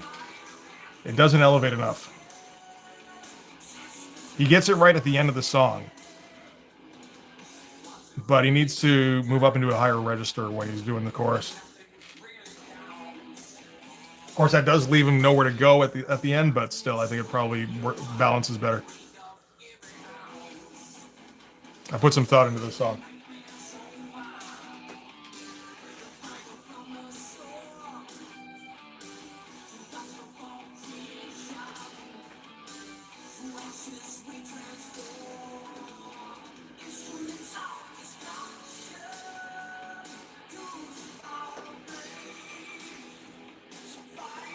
Yeah, this is the bit where the Decepticons board the Autobot shuttle and slaughter everybody. I figure a lot of the Transformers soundtrack, Transformers the movie soundtrack, fits in well with a hair metal playlist. So I got this, I got Dare, I think You Got the Touch is on here.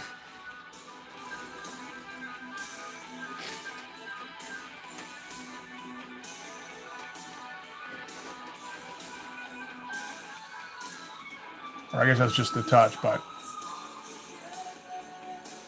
as well as Hunger and, well, I mean, Attack on Autobot City, but which does not fit, but I still wanted to hear it anyway.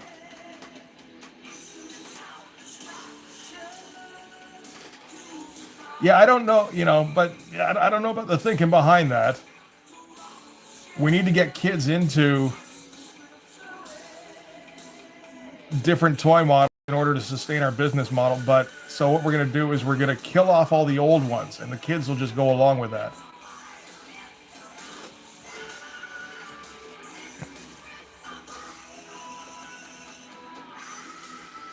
But here he's hitting the right notes. This is the note it feels like he should have hit during the chorus.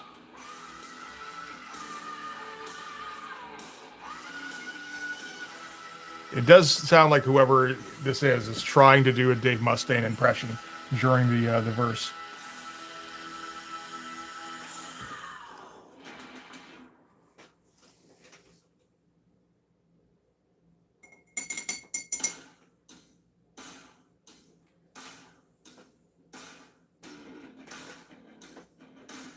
It is a little weird transitioning from that to not Vince DiCola.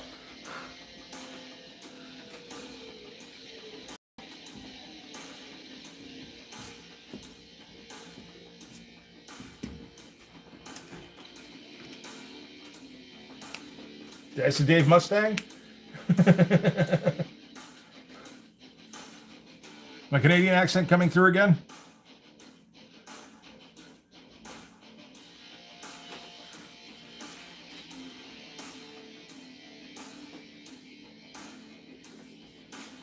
I think I was always with it because I just, I didn't watch the show too faithfully. I thought Transformers were super cool, but like, didn't actually watch it that often. There was no show I'd say that I had to watch every week,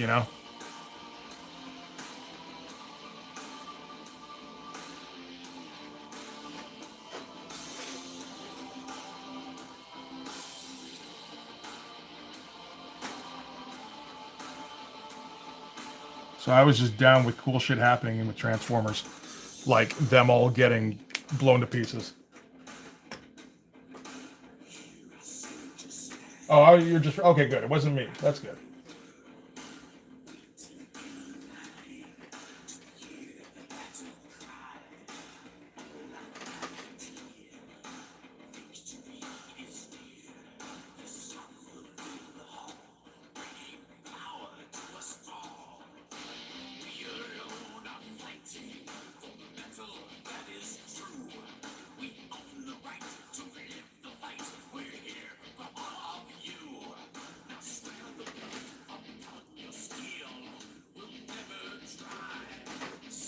Adventures of the Galaxy Rangers. Doesn't sound familiar. I wonder if that's one of those ones that didn't make it north of the border.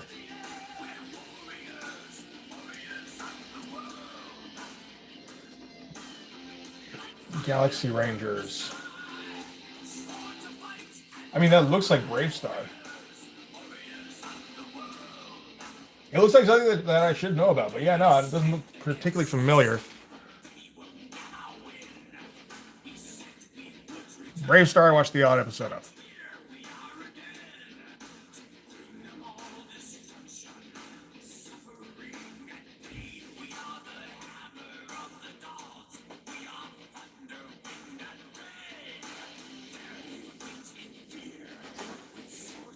Also, Silverhawks. I can't remember a single thing about how the Silverhawks show went.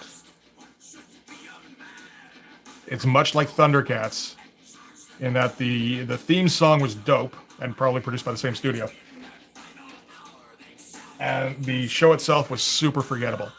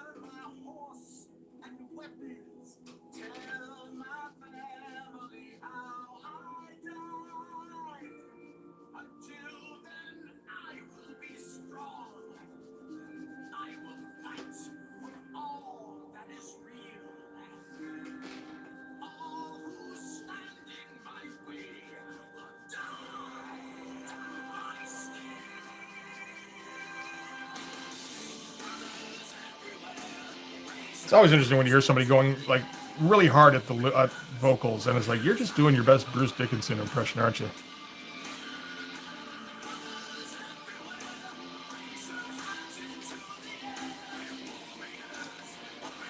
I don't know if this is gonna work with a reverse silhouette.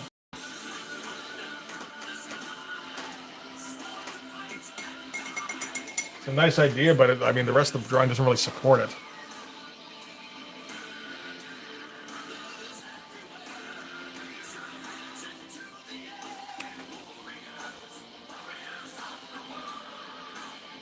Also, no headband.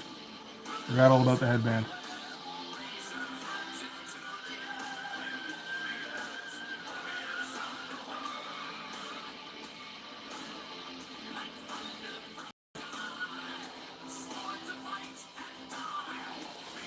Yeah, I don't think it works.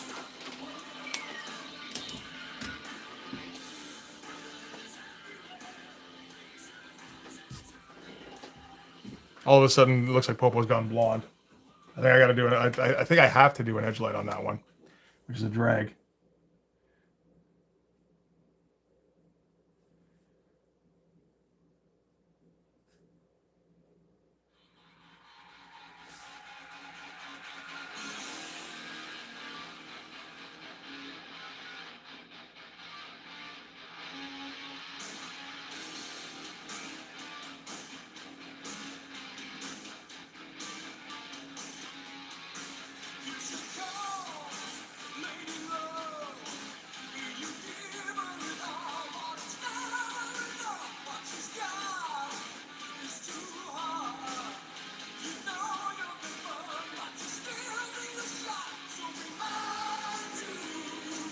Super Saiyan Pope. Oh, that's true. I mean, this is kind of that equivalent, where he goes high contrast.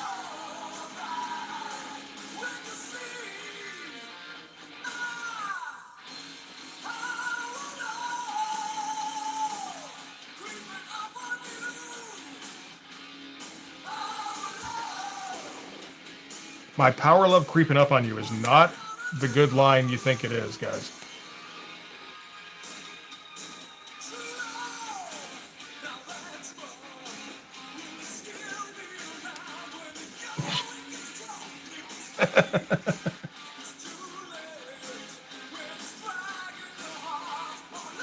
Oh, come on, like nobody's ever sat on the toilet for 13 episodes in a row going, ah!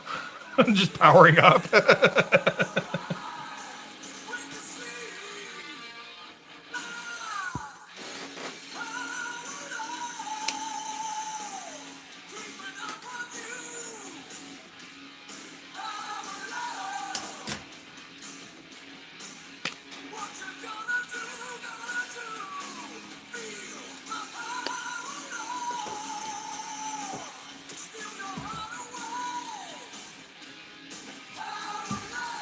Yeah, that's fine.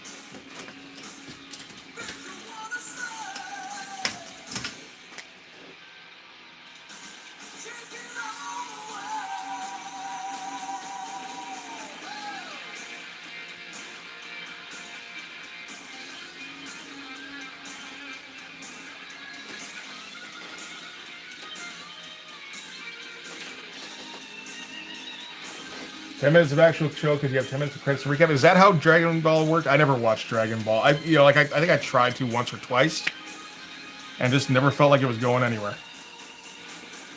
So this is boring. Something should happen in an episode. I'm pretty sure.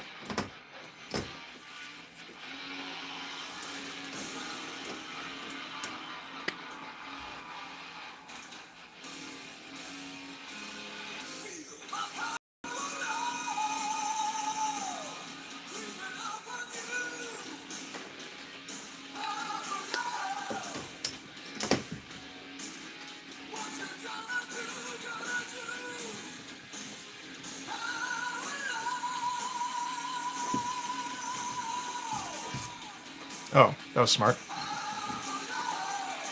Let's let that dry for a little bit. When the ad does just all build up and nothing actually happened. Yeah. Like, I'm sure when he eventually... I know there's like a notorious sequence where Goku is literally just charging up for like half a season. Or like training or something.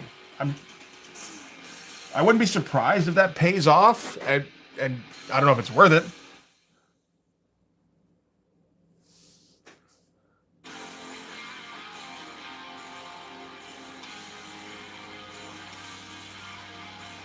But like, you know, in the meantime, it's like, how much goodwill can we squander here?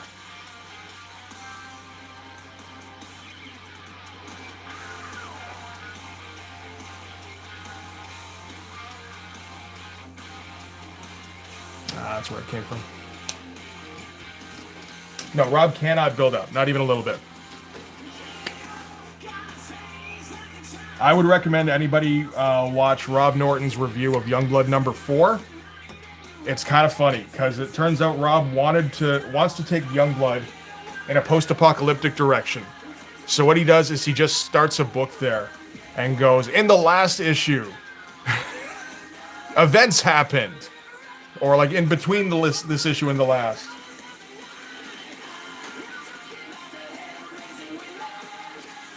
Hey Kumar, how's it going?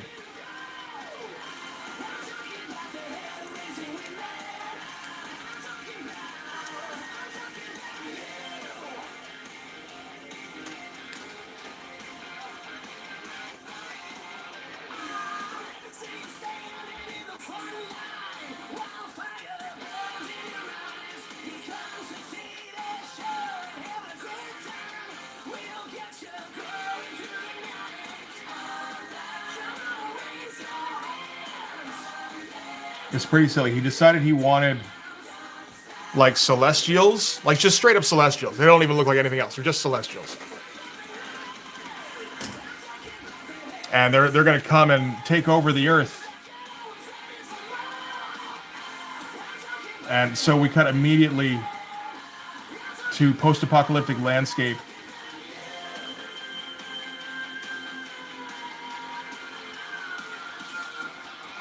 And like at the end of issue 3, I think the Celestials show up.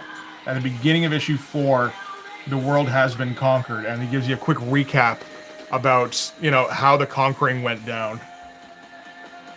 So he doesn't have to draw it, because he can't write that shit. Are you fucking kidding me?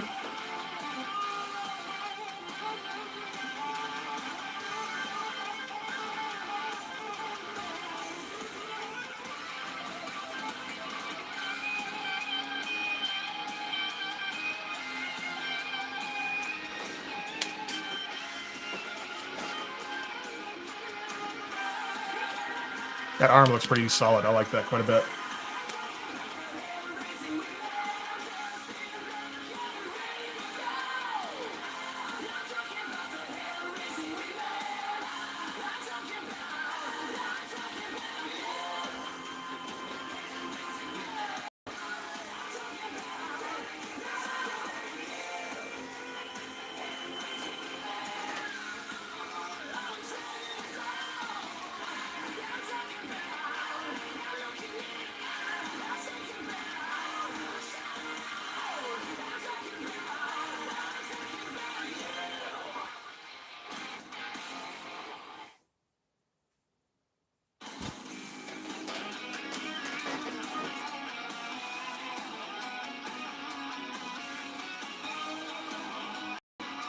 That is one thing I'm pleased about with my comic, is that I've managed to build up some stuff, and I'm able to pay off a fair bit of it towards the end of the story arc.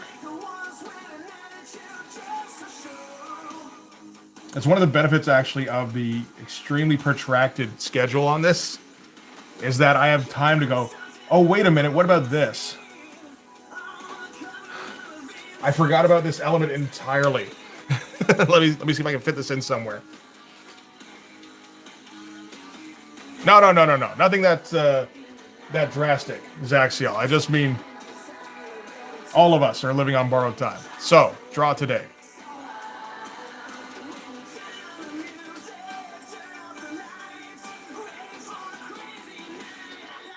If anybody watched Perch's video today, I agree with the sentiment.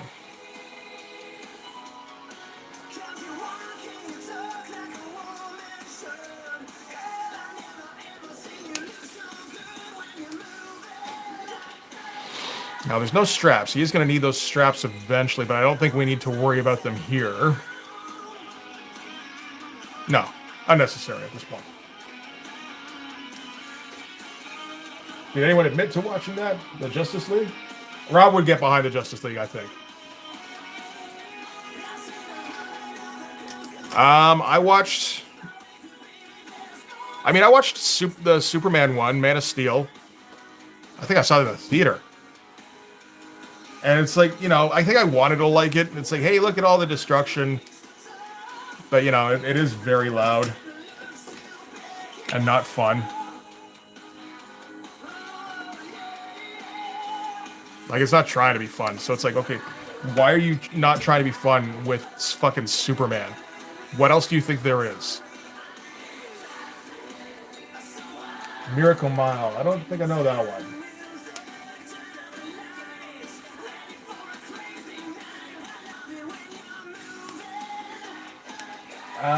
Let's see this.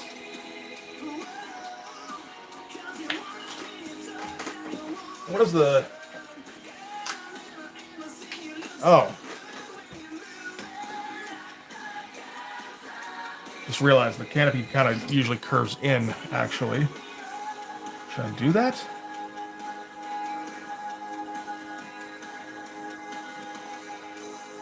It just means more edge lighting, maybe.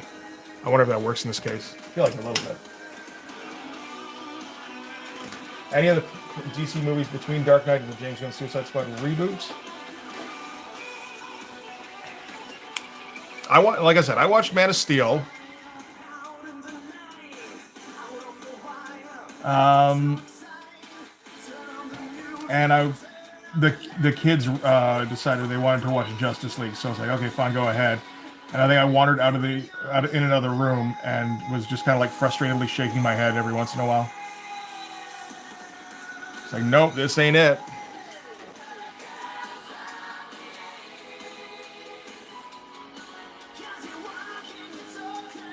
I feel like this maybe undermines what I'm doing. Well, this line for the cockpit was no good anyway, so it's fine.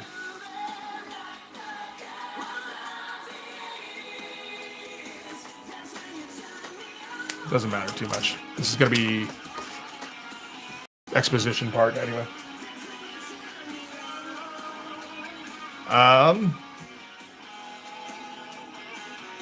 What else? What other movies are there in that universe? There are some, right?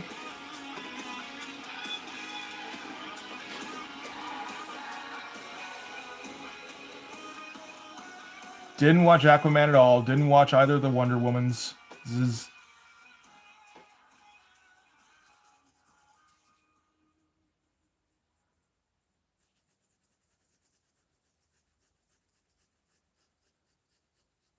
Didn't watch the Flash movie. Did watch the original, the first Suicide Squad, which was kind of shit. Not nearly as good as the second Suicide Squad, which is at least fun.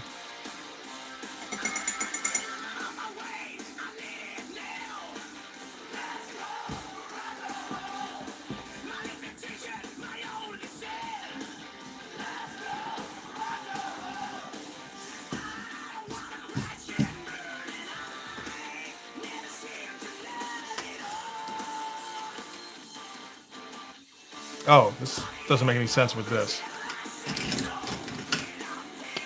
We do have boopy lights along the top of the cockpit, so we'll do that.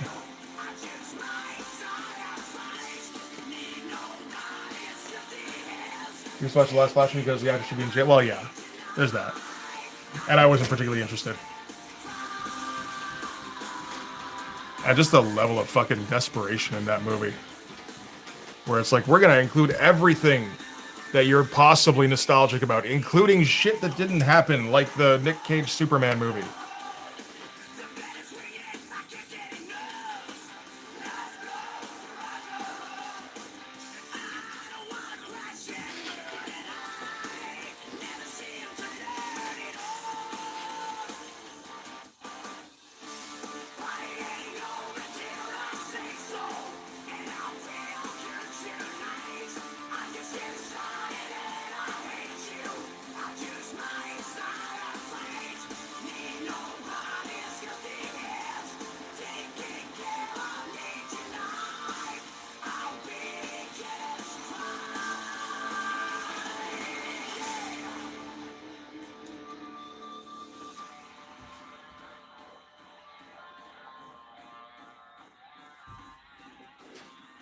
I mean, if it helps, he is in movie jail now, where he just will not get a fucking. He's never gonna get a fucking picture again. At least not until his extended apology tour, which I'm sure is coming eventually.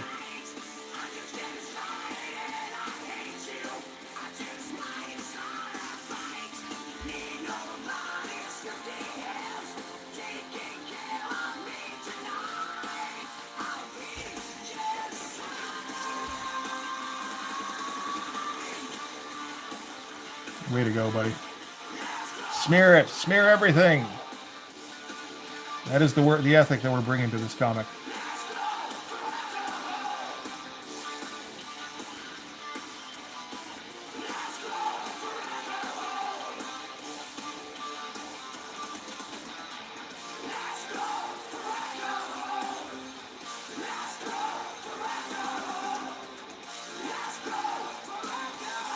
Wow, that looks so good. Shit.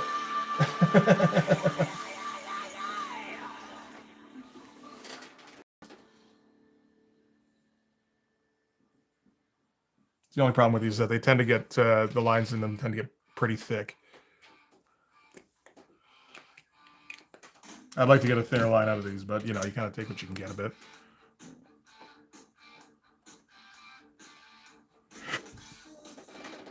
There we go. All fixed.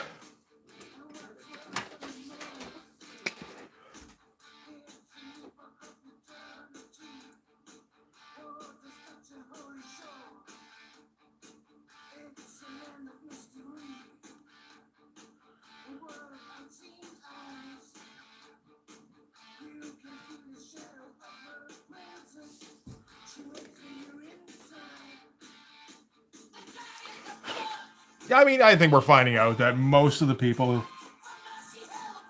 you know, with too much money should probably go to jail. If we didn't already know that, you know.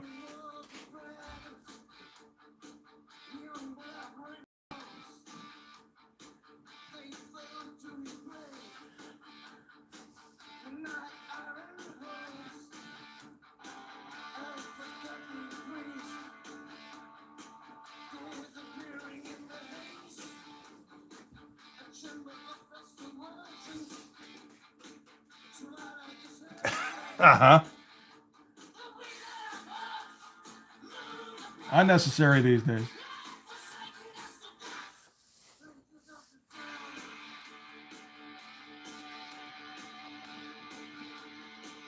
They become a pariah. That's as good for them.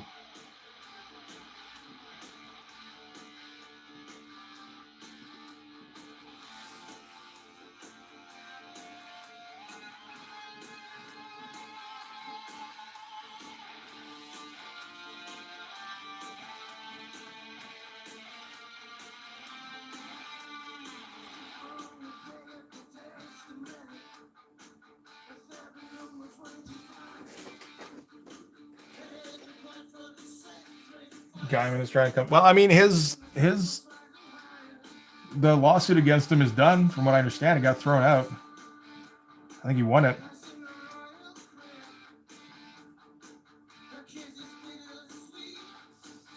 That's it. I think, like, the world learned that Neil Gaiman is a creep. I think the world kind of already suspected that, or some parts of it anyway. I did. Some people, I think, had already had it pretty much confirmed just based on anecdotal evidence that they were privy to that most of us weren't.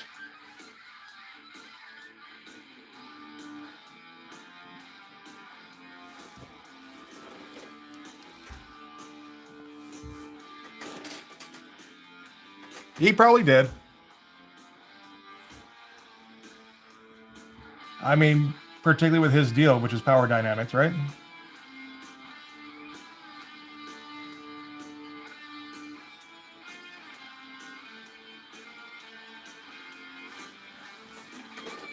Yeah.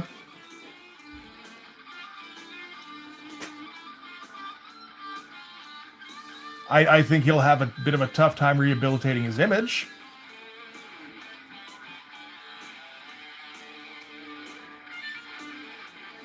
But shit's going to happen the way shit's going to happen. Nothing would surprise me with that, really.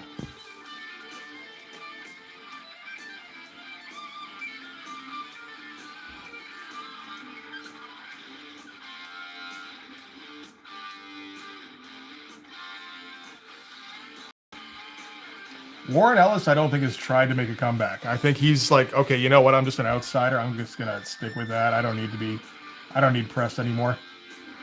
It seems like it's a little bit too easy for it to turn into bad press.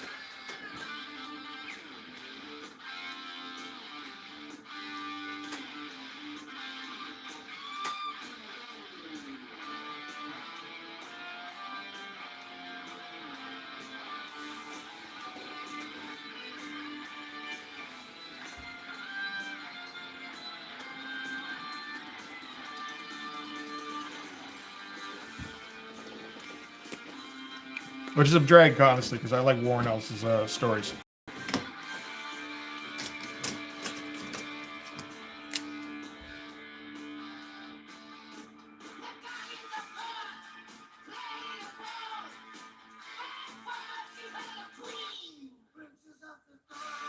You get a little over the top and edgy, but that's still okay.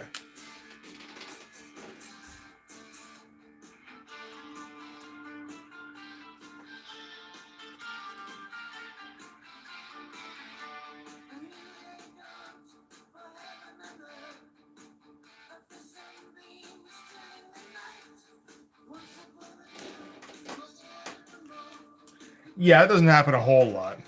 I like the injection. I like where that was going. That seemed interesting, but like that, from what I understand, that's just not happening anymore. Very likely because of the public backlash he had there.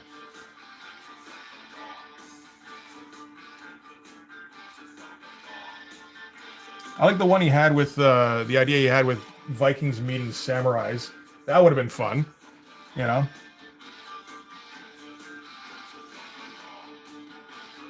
But apparently that again got tied. Something happened with rights, and that's never happening now.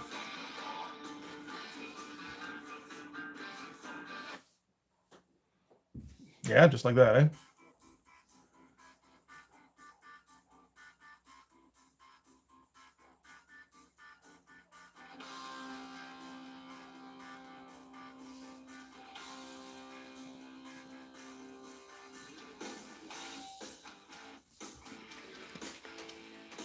I mean, Super Guys live up to what he started.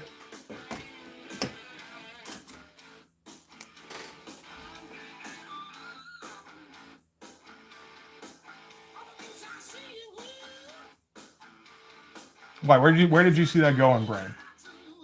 I think that's pretty much where he thought it was going to end up.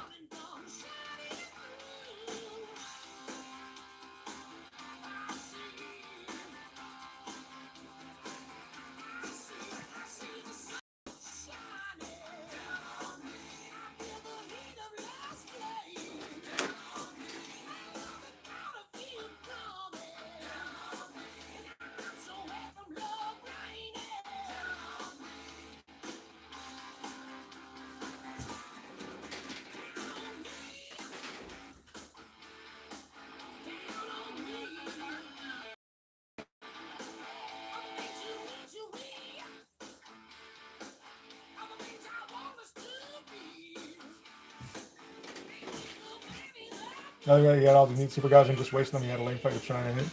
That wasn't what he was going for, though. He wasn't going for big super fight.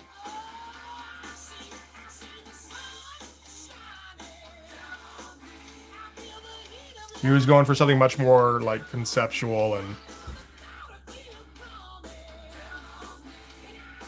I don't think he had like an apocalyptic conflict in mind. He had the idea that these are all just going to turn into like it's still essentially people who are going to destroy the world and this is the method they do it in this version.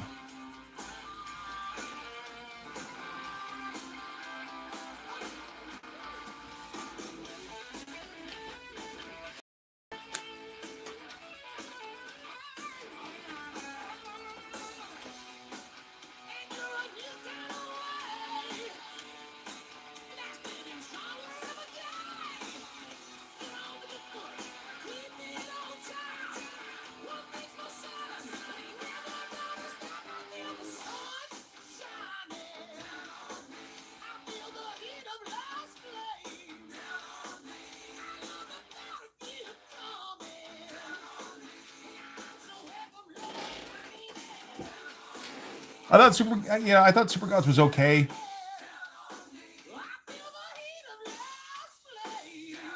I thought it could have been there. Yeah, it could have had more punch to it for sure, or more punching. But it does seem like the kind of thing that, kind of place that Warren Ellis would take a story like that. So I was okay with it.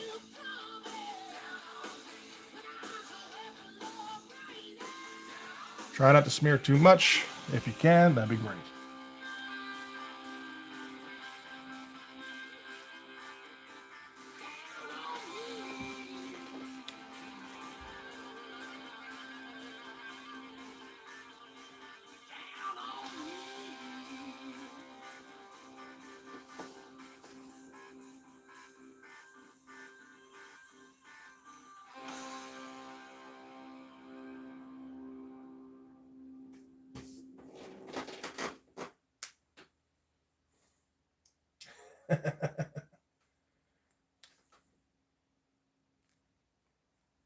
Yeah, he is aroused by he realized he had too much going on, couldn't work them all out.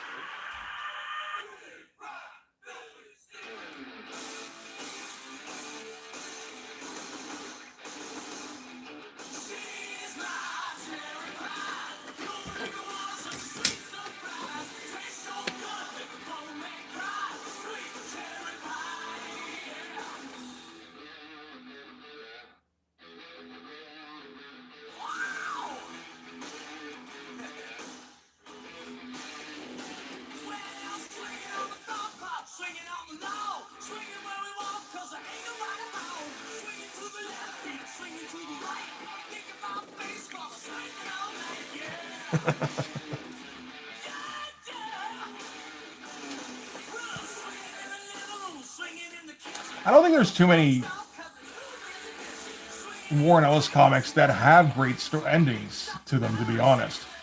It's not really what he does well. He's good at coming up with like ideas.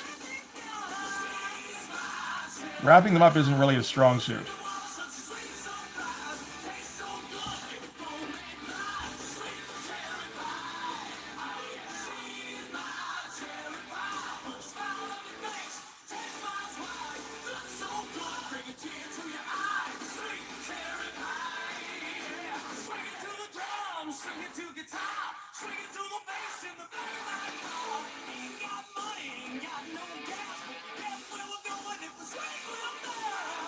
This is great on a panel that's going to be sitting on the right for multiple streams while I try this, and this is just a smart idea.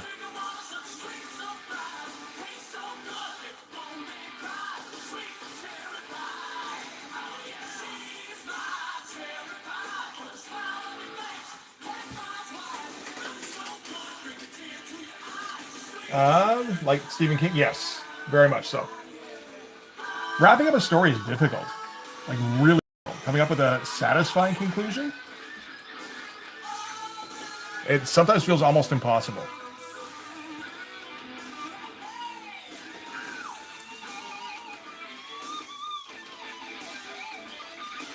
Cemetery Beach. I don't know if I read Cemetery Beach. I think I have a couple of trades of that.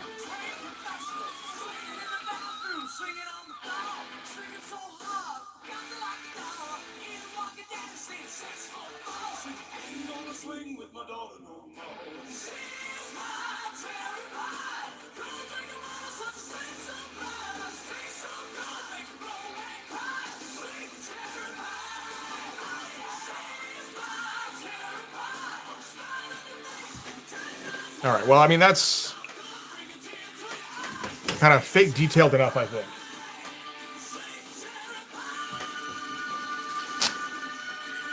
That's a fun panel, anyway.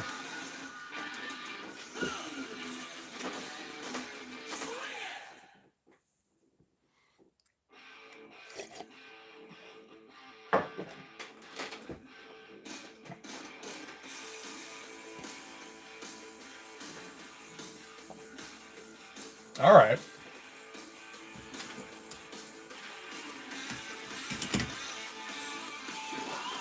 But yeah, I mean, you know, Stephen King almost never comes up with a decent ending for his stories. I think he's aware.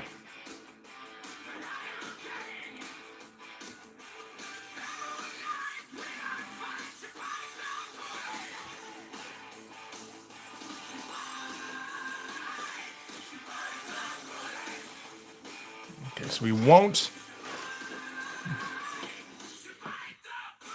do these as actual panel borders for the most part.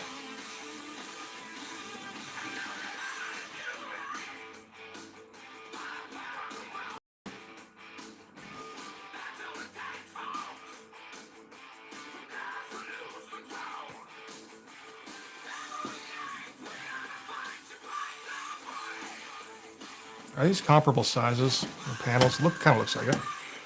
Three-ish, 3.5. Sure, why not? But yeah, I mean, I was a fan of the Dark Tower series,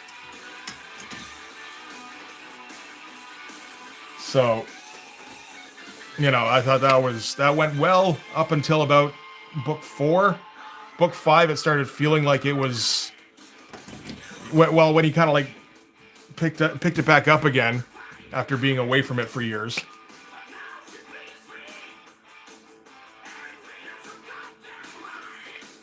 And it felt like he'd completely forgotten how to write it.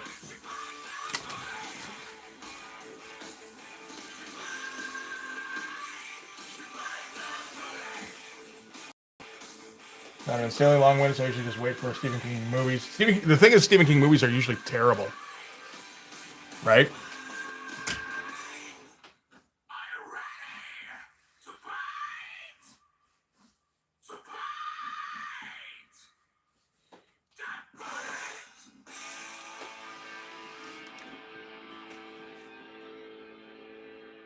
Yes, the thing that I think Stephen King's good at is short stories. Novels, no. Isn't very good at coming up with good novels. Short stories, yes, all day. I'd say.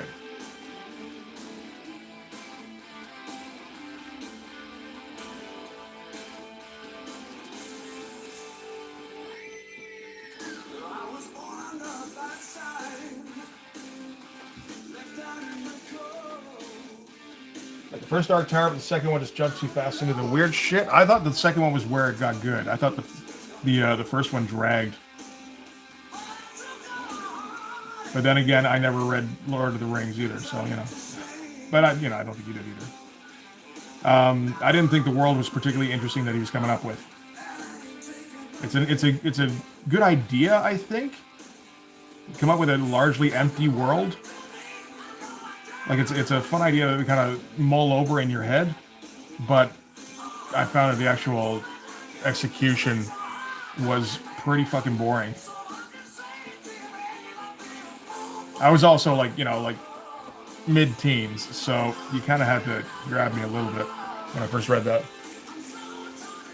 You like the Western stuff? See, I like the weird sci-fi stuff.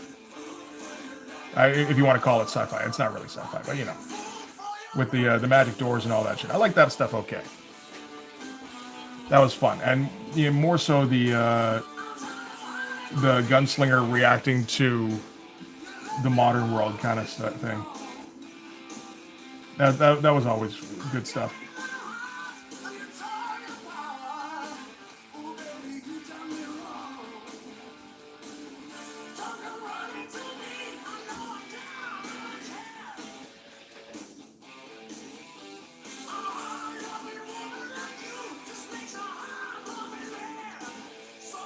Patterns in the background here, I think. Like on the name of his early vampire story, but did you ever get a modern reboot? The 70s version doesn't hold up. That's Salem's Lot. Yeah, there's been several attempts at Salem's Lot.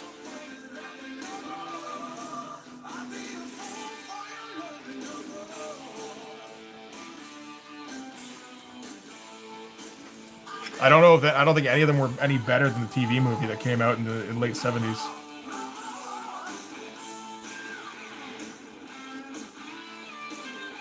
With like full-on Nosferatu in it.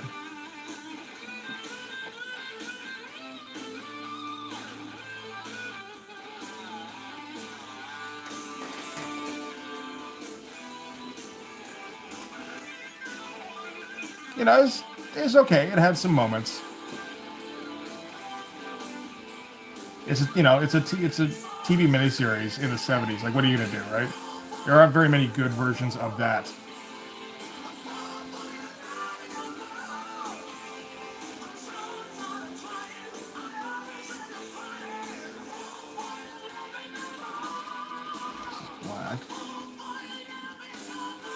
There's no need to have that there, so don't have that there.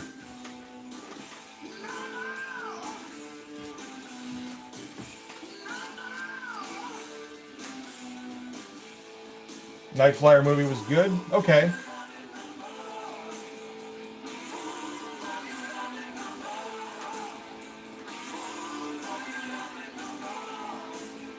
Yeah, there's a 2024 movie, which again has full-on Nosferatu by the looks of it.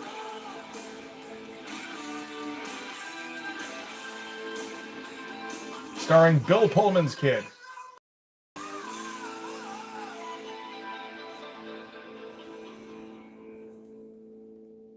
Looks like it's maybe okay as far as like ratings it gets. Probably not great.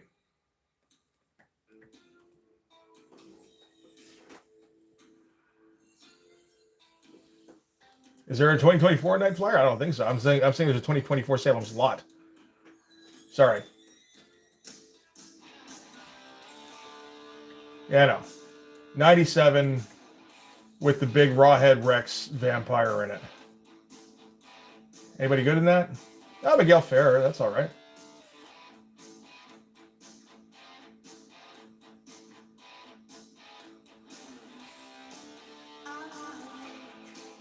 So I guess he's the main character.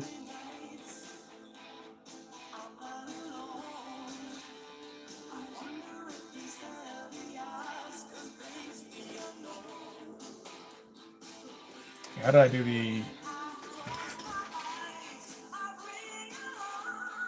shadows on this?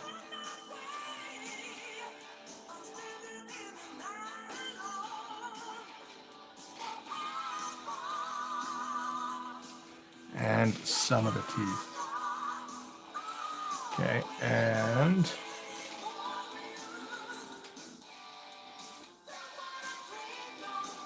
here.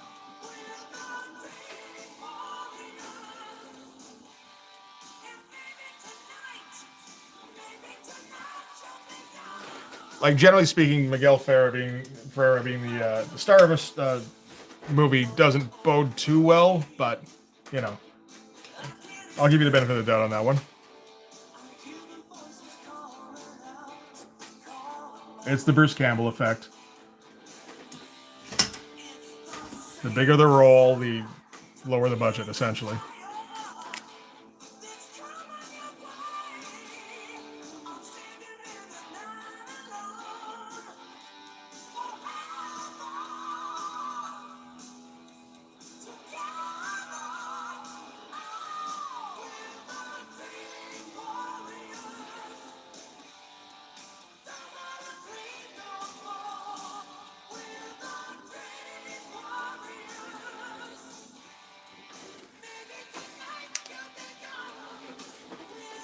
American Gods is the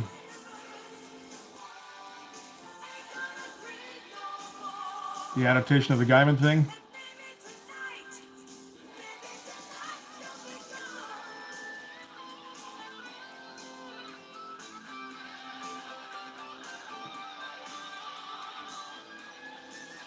Did have what's his name? Didn't need to be. Okay, fair enough.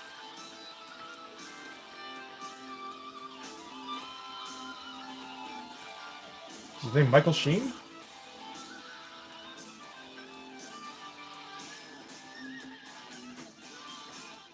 Or am I thinking of a different show?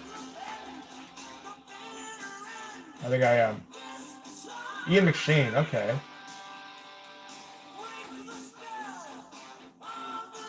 He's kind of first novel after the abandoned comics. Yeah. That happened fairly quickly. As soon as he got like even the remotest bit of a name, just okay, see ya, done with this shitty medium.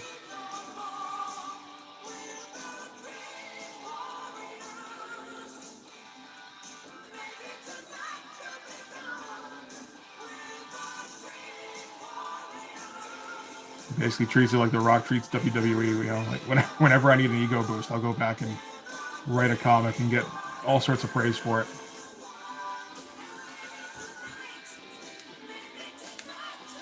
There's at least a book, might have been a comic, but I found it to be at least fairly. No, it was it was one of Neil Gaiman's first novels with Terry Pratchett, I think.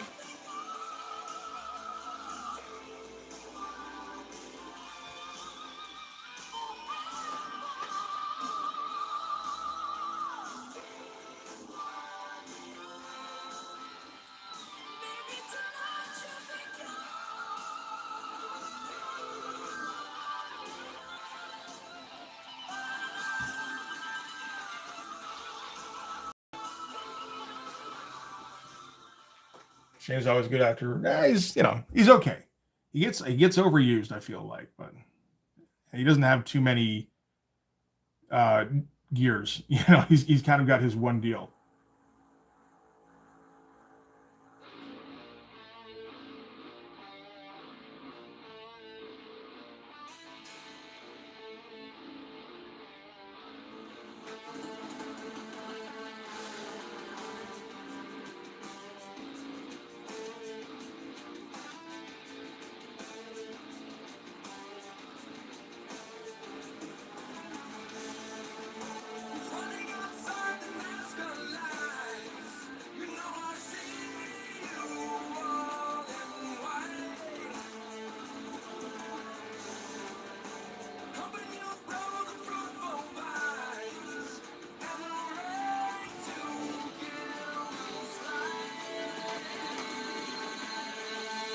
Sheen and Tennant on the Amazon show. Okay, I thought. Oh yeah, David Tennant. Yeah, okay.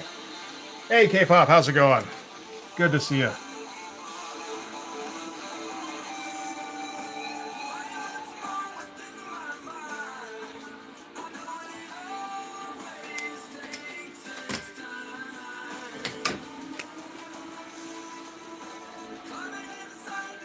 But no, Michael Sheen, I'm usually on board for.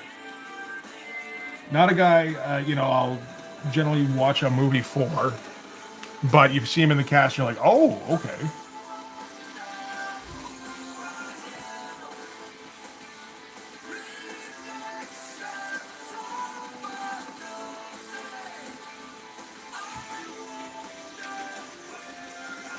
Chili work on stream stuff. I mean, that's what I'm here for.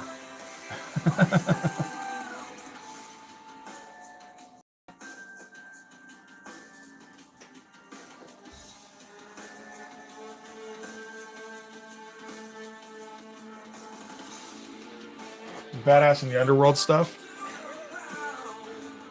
Didn't he have that one awesome over the top laugh?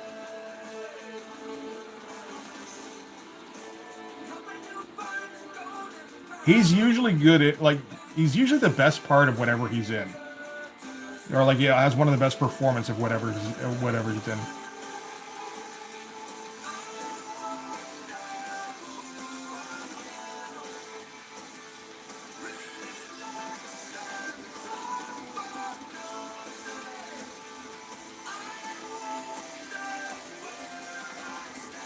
Totally trying to knock all of my March stream stuff out of my life. Yeah, yeah.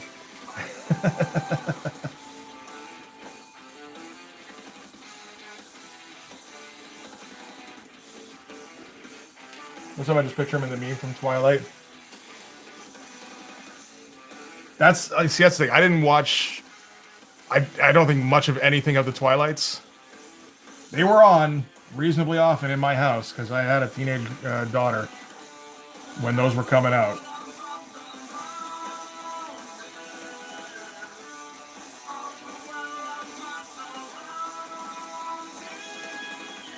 So, I'd often come in and okay, this is what's in the background. Good to know.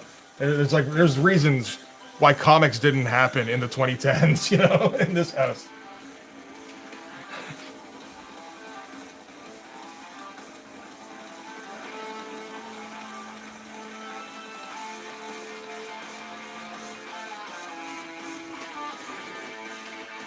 No matter how hard you try to escape, and finds a way. Yeah.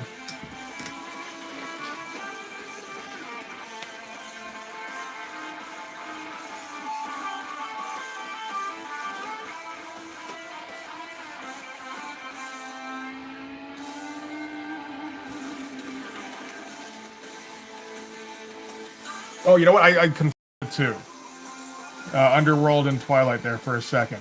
He was badass in Underworld. I read that as he was badass in Twilight. I was like, badass? Really? Okay. However you want to interpret that. I enjoyed him in Underworld. I thought he was one of the better parts of that movie.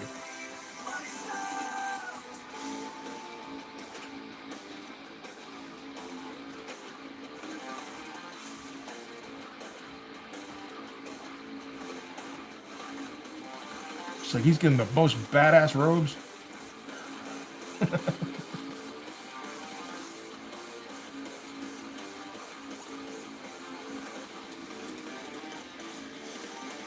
Take Sheen from Tron over Twilight.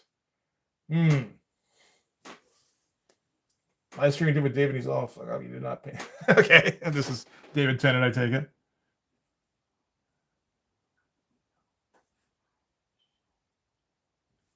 Let him who hath understanding of the beast.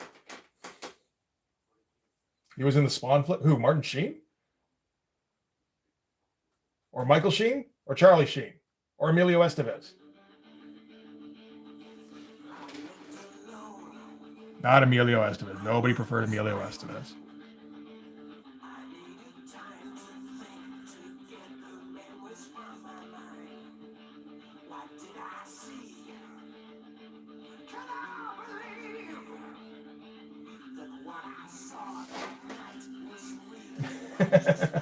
Raul Estevez.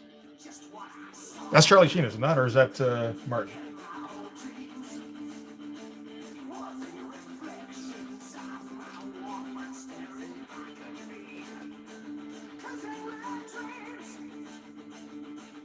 Martin is Ramon Estevez. Charlie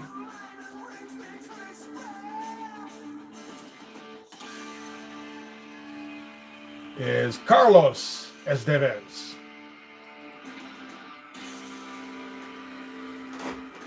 So we got Ramon, Carlos, and Emilio.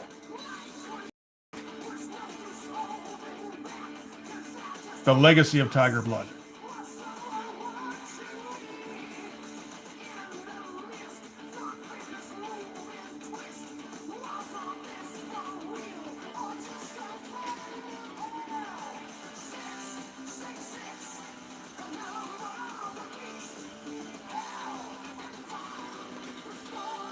And Joe?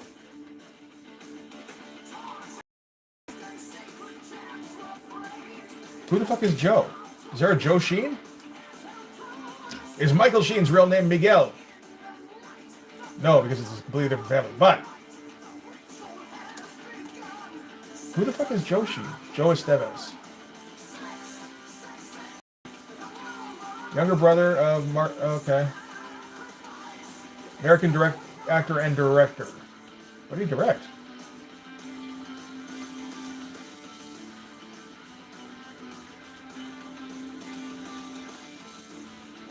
This is all. I don't even know. Horrorween. Uh-oh. That's not great. Oh man, we thought Emilio was the lesser Estevez.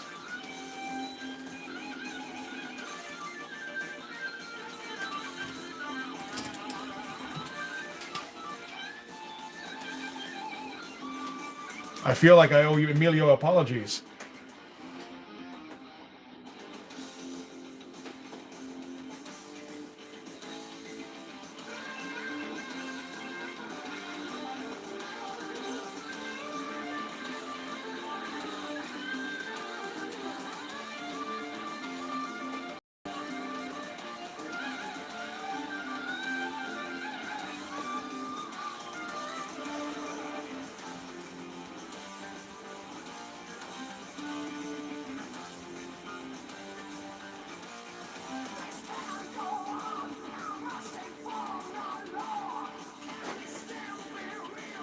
Men at Work is a classic. Okay.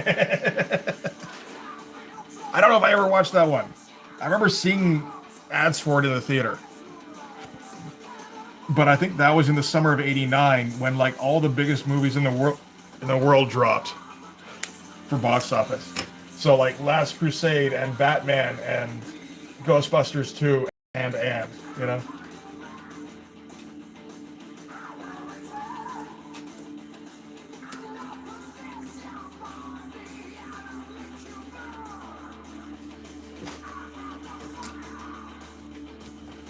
And UHF, let's not forget that. The real powerhouse of 1989. The Life of Garbage Man shenanigans. I mean, you know, that could definitely be a fun movie.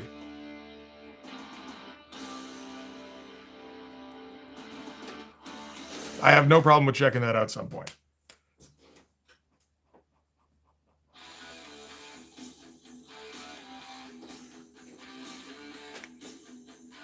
Keith David in Mission Impossible?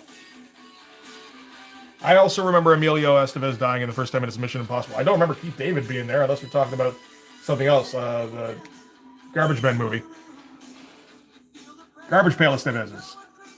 Whatever it was called.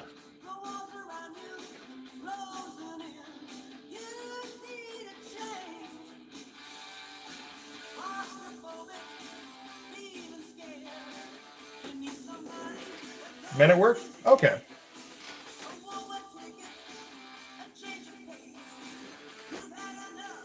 I've been watching Mr. Robot. Finally got to it. And just like, you know, Amazon keeps fucking suggesting it. And it's like, okay, fine. What the fuck is this about? It's like, it's okay. But Keith David also is in there for a moment where he does the voiceover of a betta fish. And I was hearing that, I'm like, that can't be fucking Keith David. It totally was. Emilio doesn't look like he would last. He reminds me of, yeah, he doesn't have that the same look. They tried, man. Fucking Young Guns was about Emilio. That was the big push to make Emilio a star, and it did okay. Goliath the fish, yeah.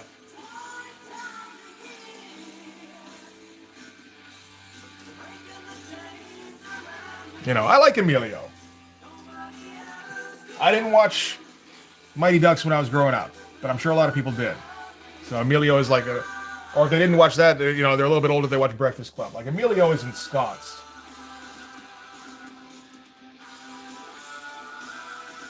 What's the new one? He's about the same size as a plushie.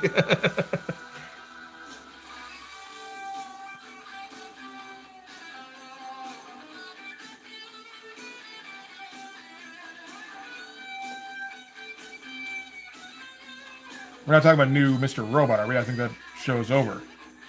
I'm pretty much done. I'm on like the last couple of episodes.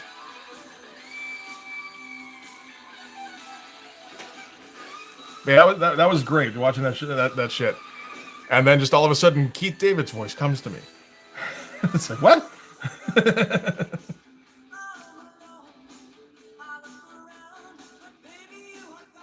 Same with the bit where, well, not quite the same, but also had a bit of a surprise when Gary Busey's kid showed up.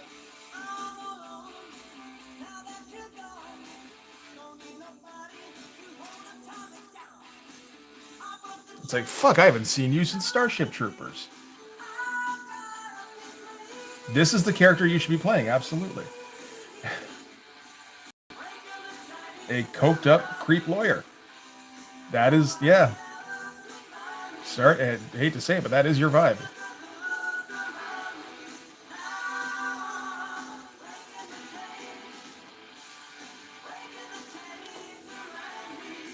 He plays such a good dude. Yeah, I know, right? Like, he just has to start talking, and you're like, oh, I don't like this guy. It doesn't take long. And his giant Busey teeth, they really work in service of that.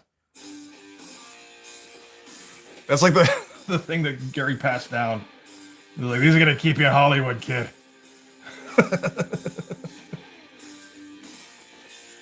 Was he in The Frighteners? Okay. Fuck, I never watched. I didn't watch enough of The Frighteners. I should go back and watch that just for. Oh shit! What's his name? Reanimator. Jake seems like a nice guy. I believe it.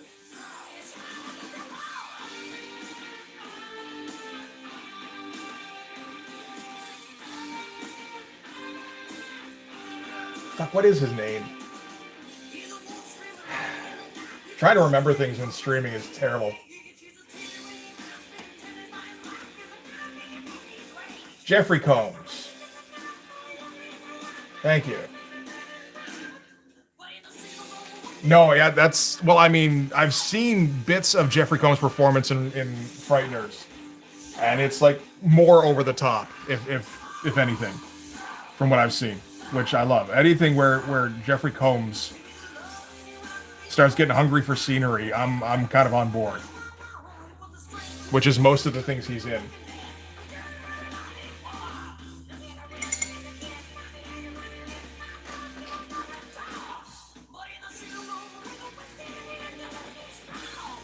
Brad Dourif, another big one, absolutely.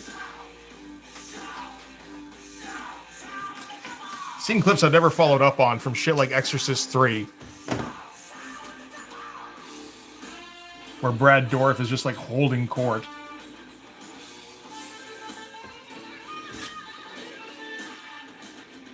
Hits of House 2 in it, yeah.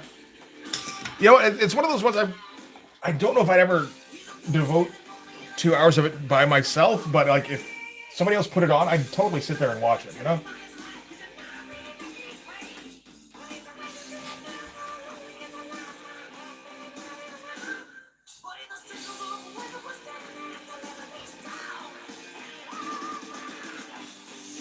Exorcist 3, you still need to watch? It sounds like it's pretty good. A shit ton better than Exorcist 2, anyway. It gets stupid with the ending, because producers get involved, but...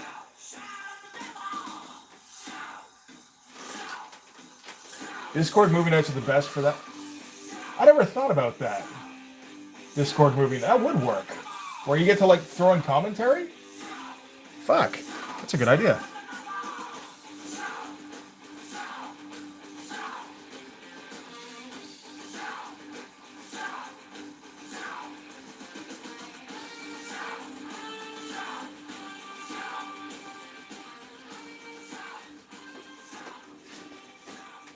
Producers screw everything up. They tend to. I mean, they. To be fair, like sometimes they do get it right. Not nearly as often as they get it wrong, I think, or at least as not nearly as often as they get it wrong in the movies where shit got screwed up. I'm not sure if that made sense.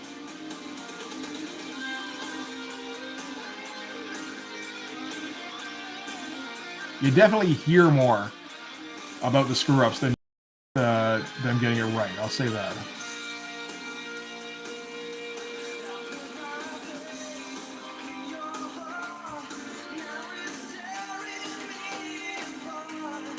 Watch Repossessed instead. Skip Exorcist 2. What?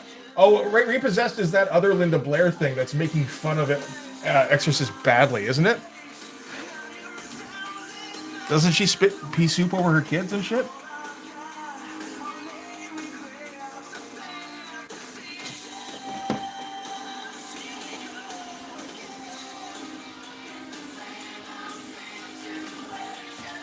Yes. Okay. I'm glad I'm up on my Linda Blair trivia.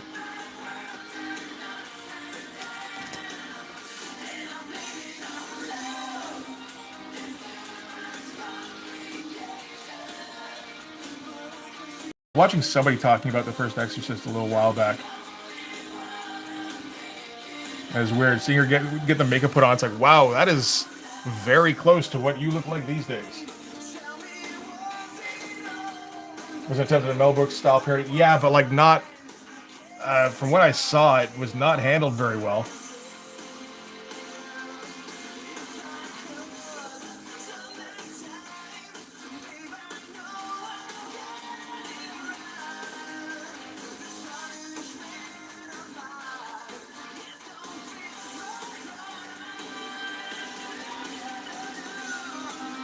It's fine. I mean, you know, that was back in the day when you can just make a bad comedy and somebody will go watch that shit. They'll go to the theaters and pay for that. It's just like, what else am I doing on a Tuesday night? I'm certainly not watching like anything else at home because I have like limitless options with streaming and shit. Attempt not successful. Yeah. Is Leslie Nielsen in that? Oh, okay. That was before the misuse of Leslie Nielsen in comedies, was it not?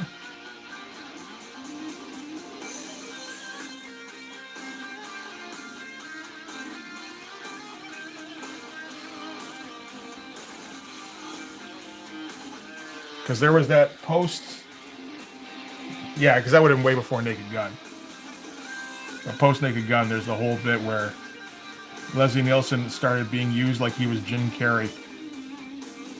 And he does it because it's like, shit, it's work.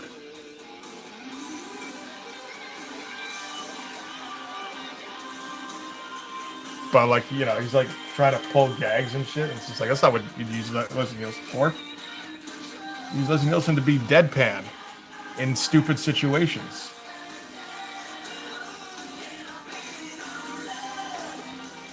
He was the priest. Okay. That'll be okay. Leslie Nielsen, Naked Gun, man. Come on, keep up.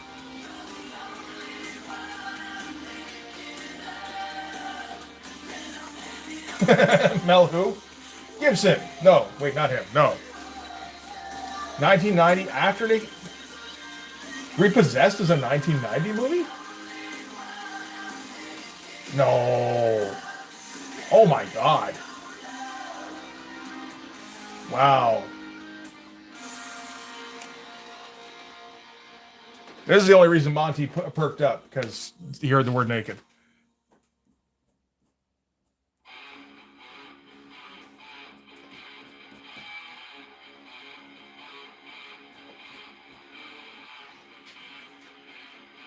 Naked Linda Blair.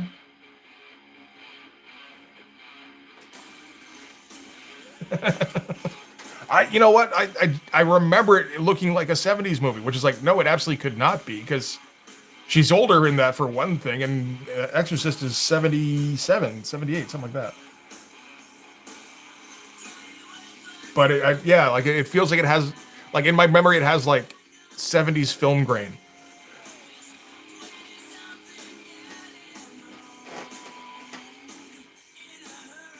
Hey, Saboteur, how you doing, buddy?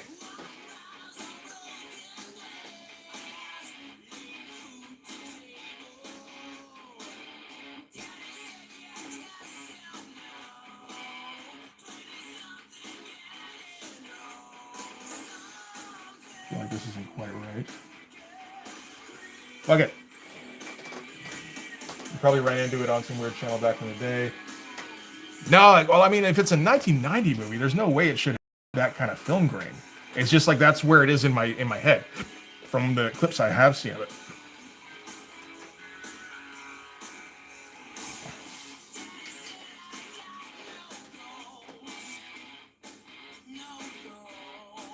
Maybe I just like my memory kind of inserted it just because Linda Blair's in it. Linda Blair is 70 something or 80 something.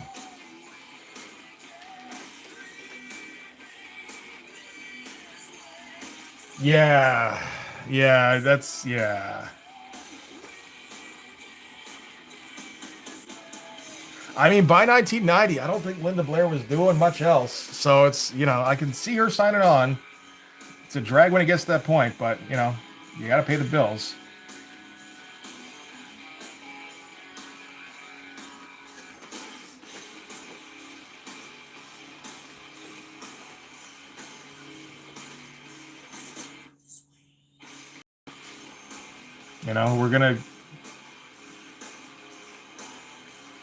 We're gonna cash in on whatever name you have left from the Exorcist.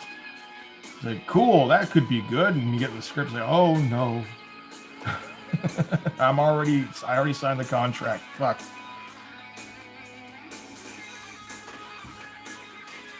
Is that popular haunted something TV show? Okay.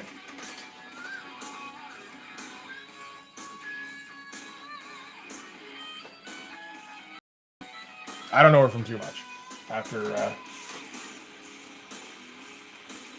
Exorcist movies. But the real star of the Exorcist movies is, fuck, I forgot his name, Billy Bibbit. We said it a little while ago. I never remember his name.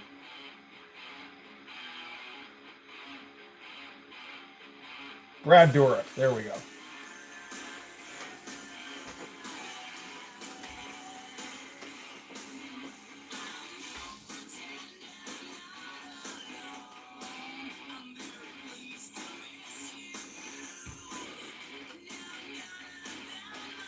They're Lynn Green. Yeah. I mean, she seems like she's had that kind of career.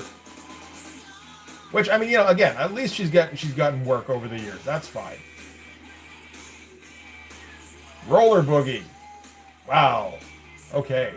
Chained Heat. Oh no. Savage Streets.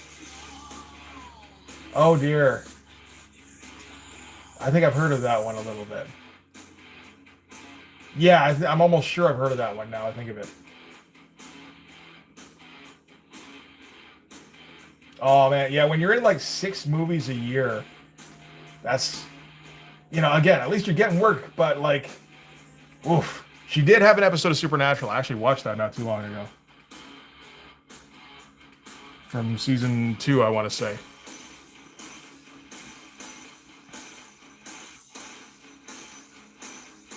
The I can't remember the Dana Schultz. That was it. That one. It's a good episode.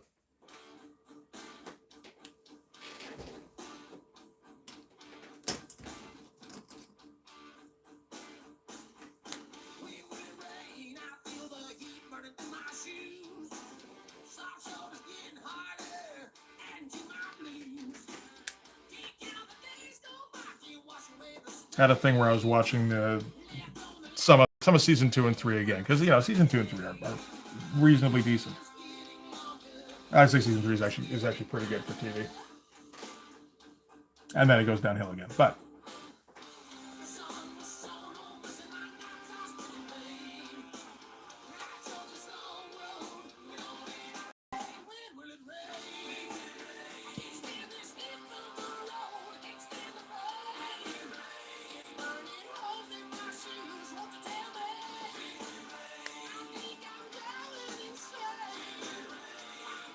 that was one of those ones where I decided, let's engage with ChatGPT. How much of this show's budget was down to its soundtrack? And it's like, yo, so much.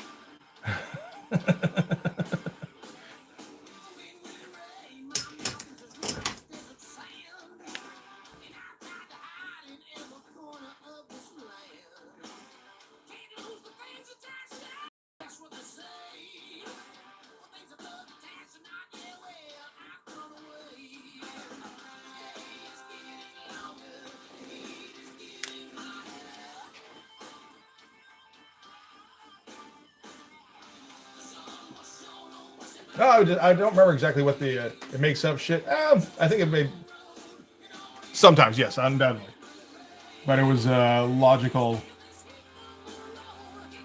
I mean, a lot of it is verifying stuff that you kind of guess anyway. At least in this case.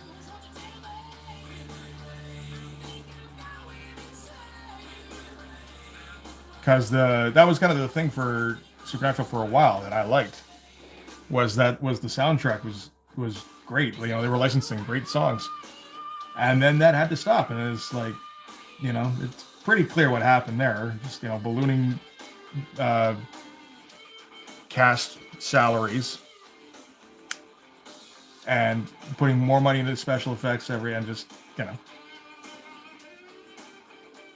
And apparently there's a story where they had to forego craft services for a couple of episodes so that they could get certain songs. That's the other thing, is that they pull anecdotes, right?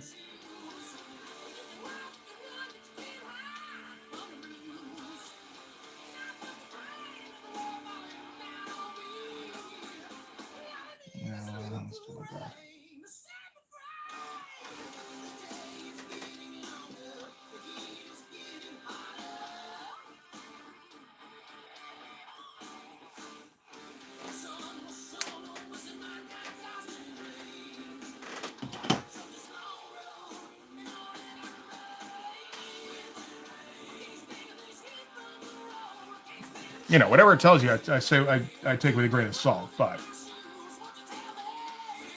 it seems plausible.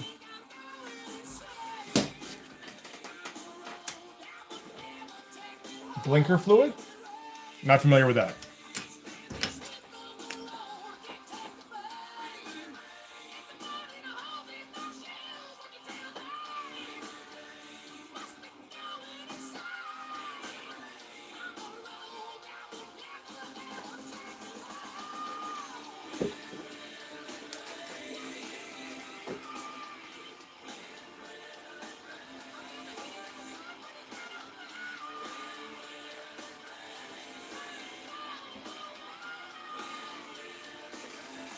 Yeah, that makes sense. You got to change your blinker fluid all the time, right? Otherwise, the blinker stop working. Absolutely.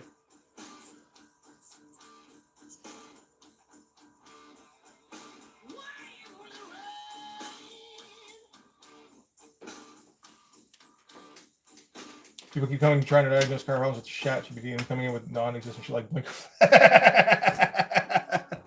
That's fucking hilarious. Come on.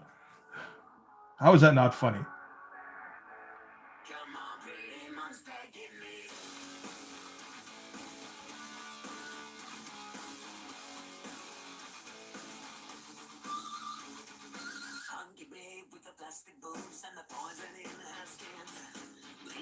Some people that so get a Victorian bleach.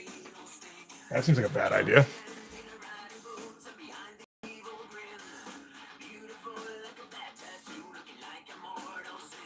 Isn't that like mustard gas?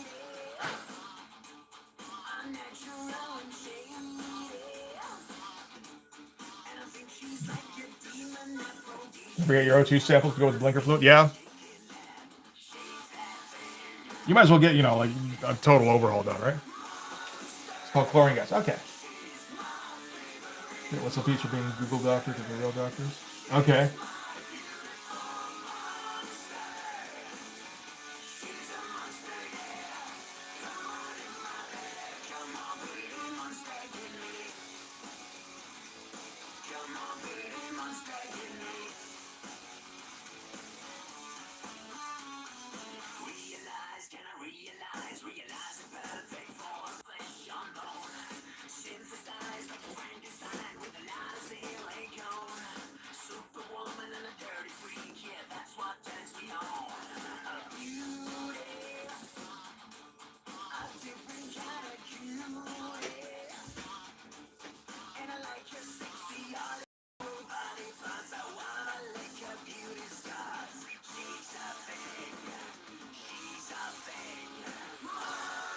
Now I'm kind of curious about where the chlorine glass thing was.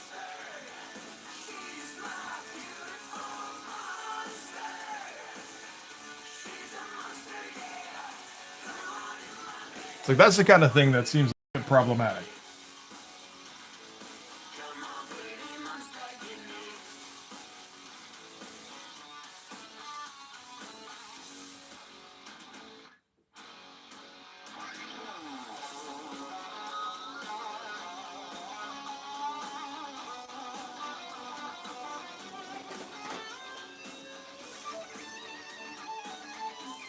Screen cap? Okay.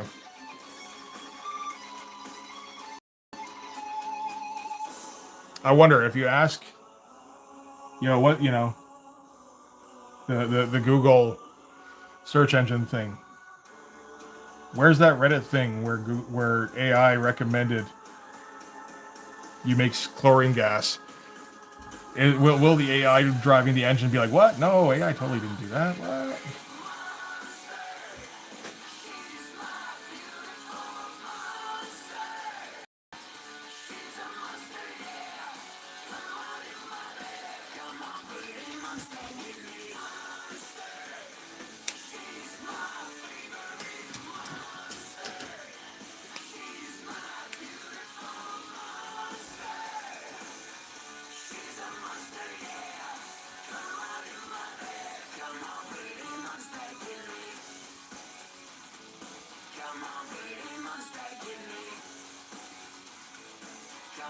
I think I don't need that there. Okay.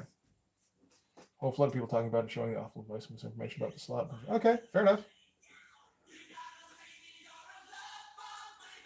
Seems worth following up on. If I can remember. We'll see.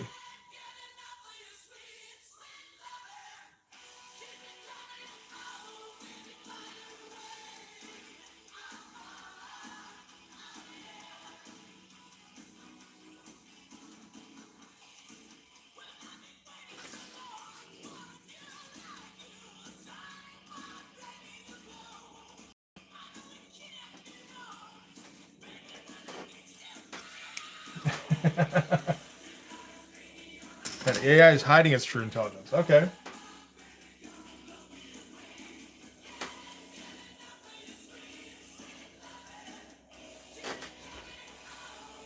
What purpose?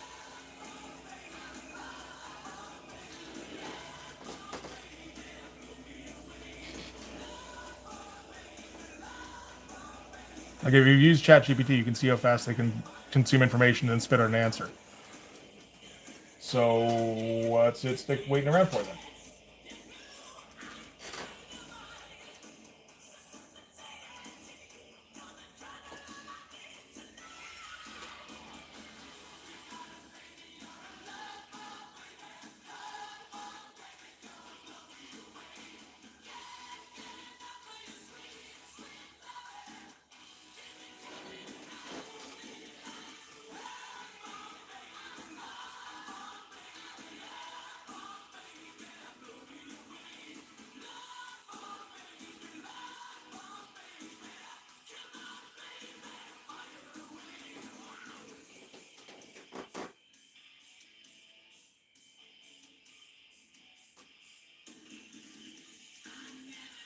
They got to build the mech. Oh, of course. Fuck. I didn't even think of that.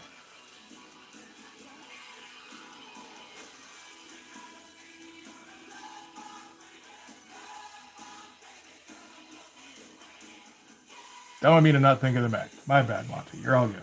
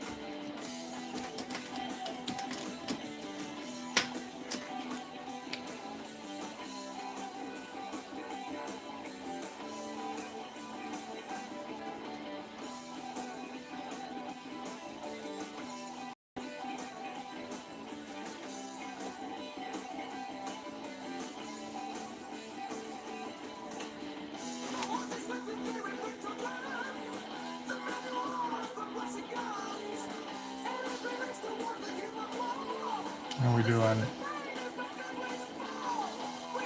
All right. Yeah, that's kind of a insidious solution there. That's nice.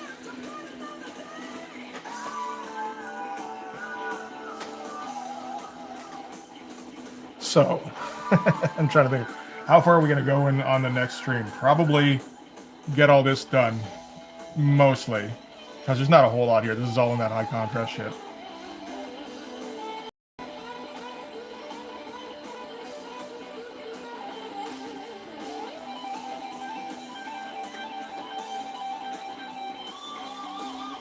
And then this one's going to take like 3 weeks, undoubtedly, with the ship flying away from an explosion.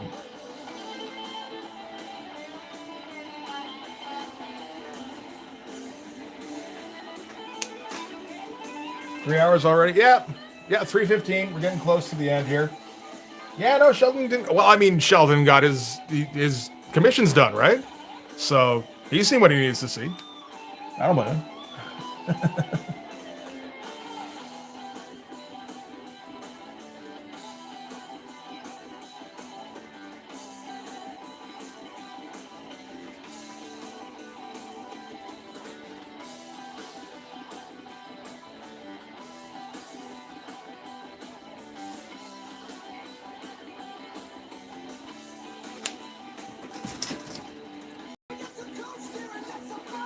I'm gonna try and mail that out to him reasonably soon after I get the order complete.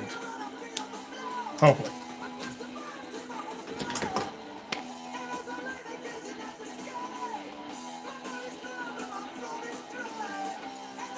That didn't help any. There we go. Take you out of there. What's the color? I need to know if he has preferences.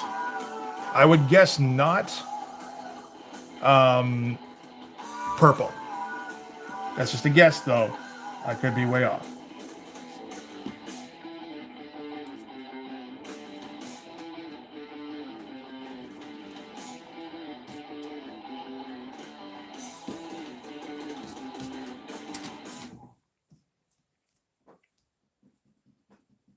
Well, maybe I can.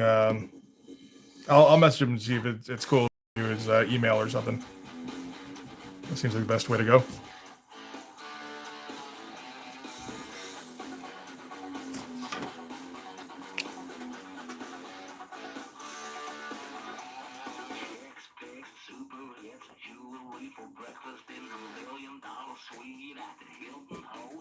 Not perfect. I know.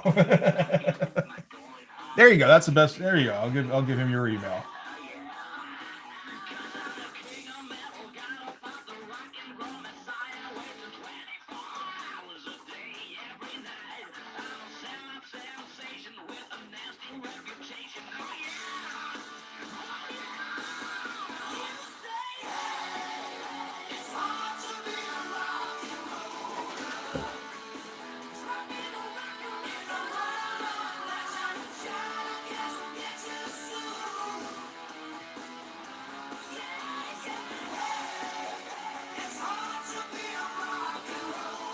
This will all be silhouettes, so I mean, I'm not too worried about any kind of proportions here. This is just like, let's get the basic shapes in and then fill them in.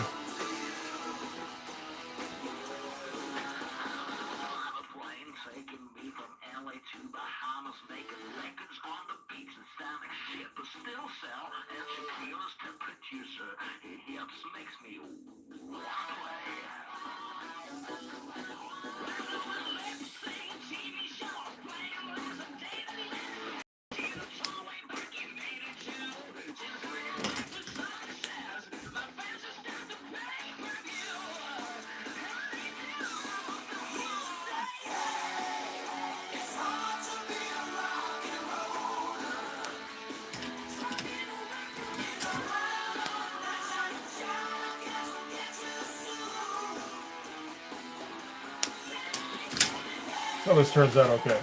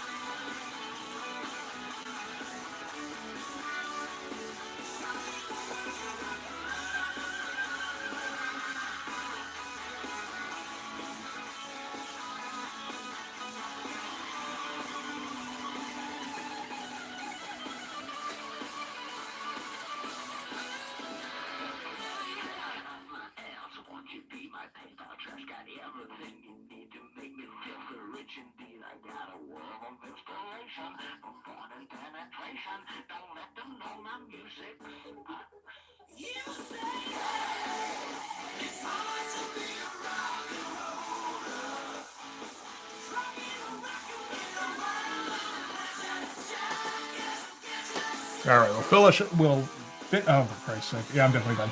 We'll finish up Popo here, and then we'll call it. Like, you know, just finish the basic silhouette here. I'm running out of steam, and the chat seems to have dried up, so it might be that time.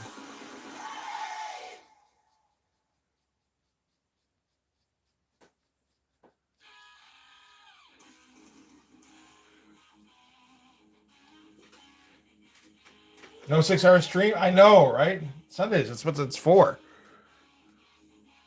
I have never hit 6 hours yet. I've hit 5. That was at the beginning, when I was still young. Young being like 44.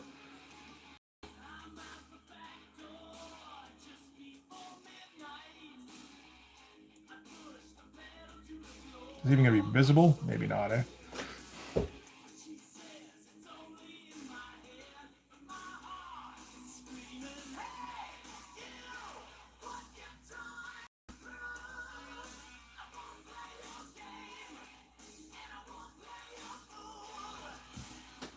Yeah, it's not going to be 2.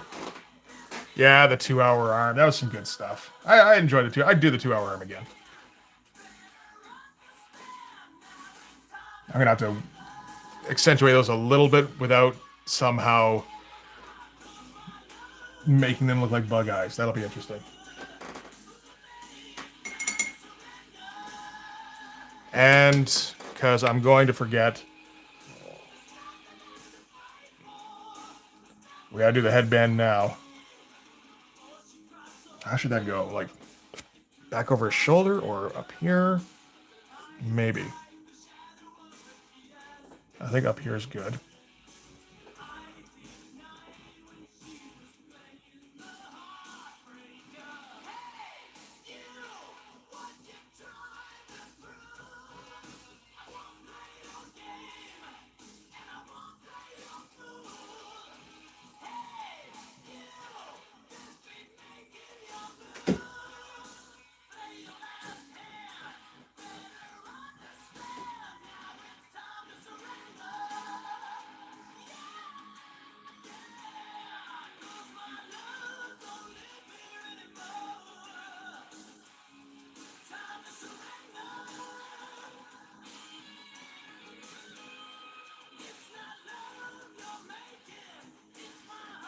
There. This arm isn't as good as the other one, so we'll just cross over it a little bit.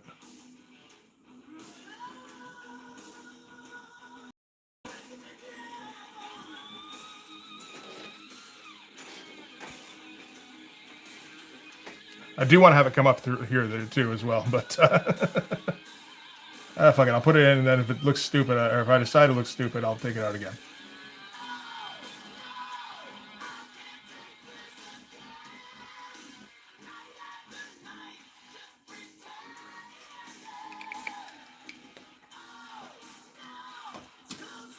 Venom figure with optional drill. Okay, cool. Now this is a weak spot to end this.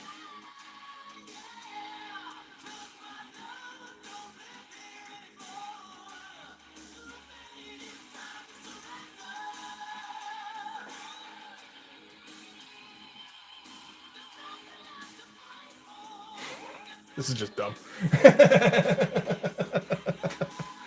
Oh, well. Again, I think some of this might be going away next time. That's okay. I'm kind of thinking I should like fill up the bottom here with headband now. But I don't think that's going to happen, maybe.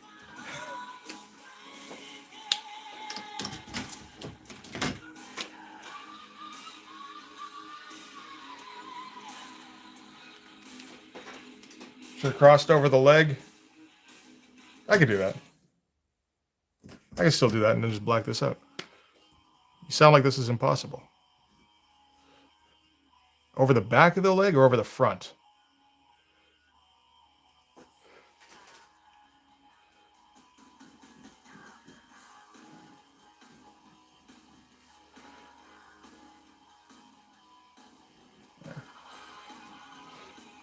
I'll just get rid of this one here.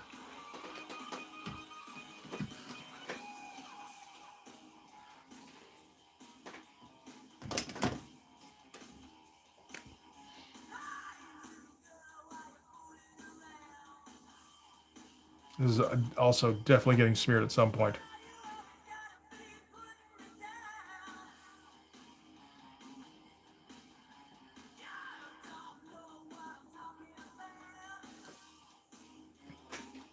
So I guess it's back. Okay.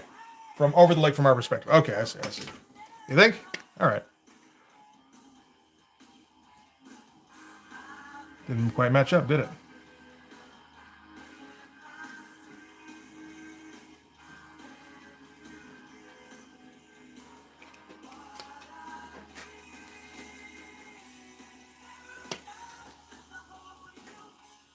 Another one too, because there are two ties to it.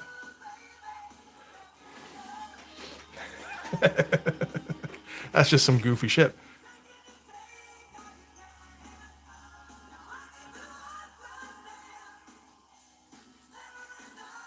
I should probably leave that now, because I don't want to go crossing over the sword. All right. Well, anyway, that's some fun shit to end on. So I'm going to wrap that up. I got some editing to do later today, so I can get something up for tomorrow. But first, I need to smoke lots. Thanks for sticking around, guys. It's fun. Fair amount of people still at the end here. That's all right. Okay. Yoink, yoink, yoink. All right. I'll see you guys on Wednesday. Have a good beginning of your week. All right. Peace out. Come on.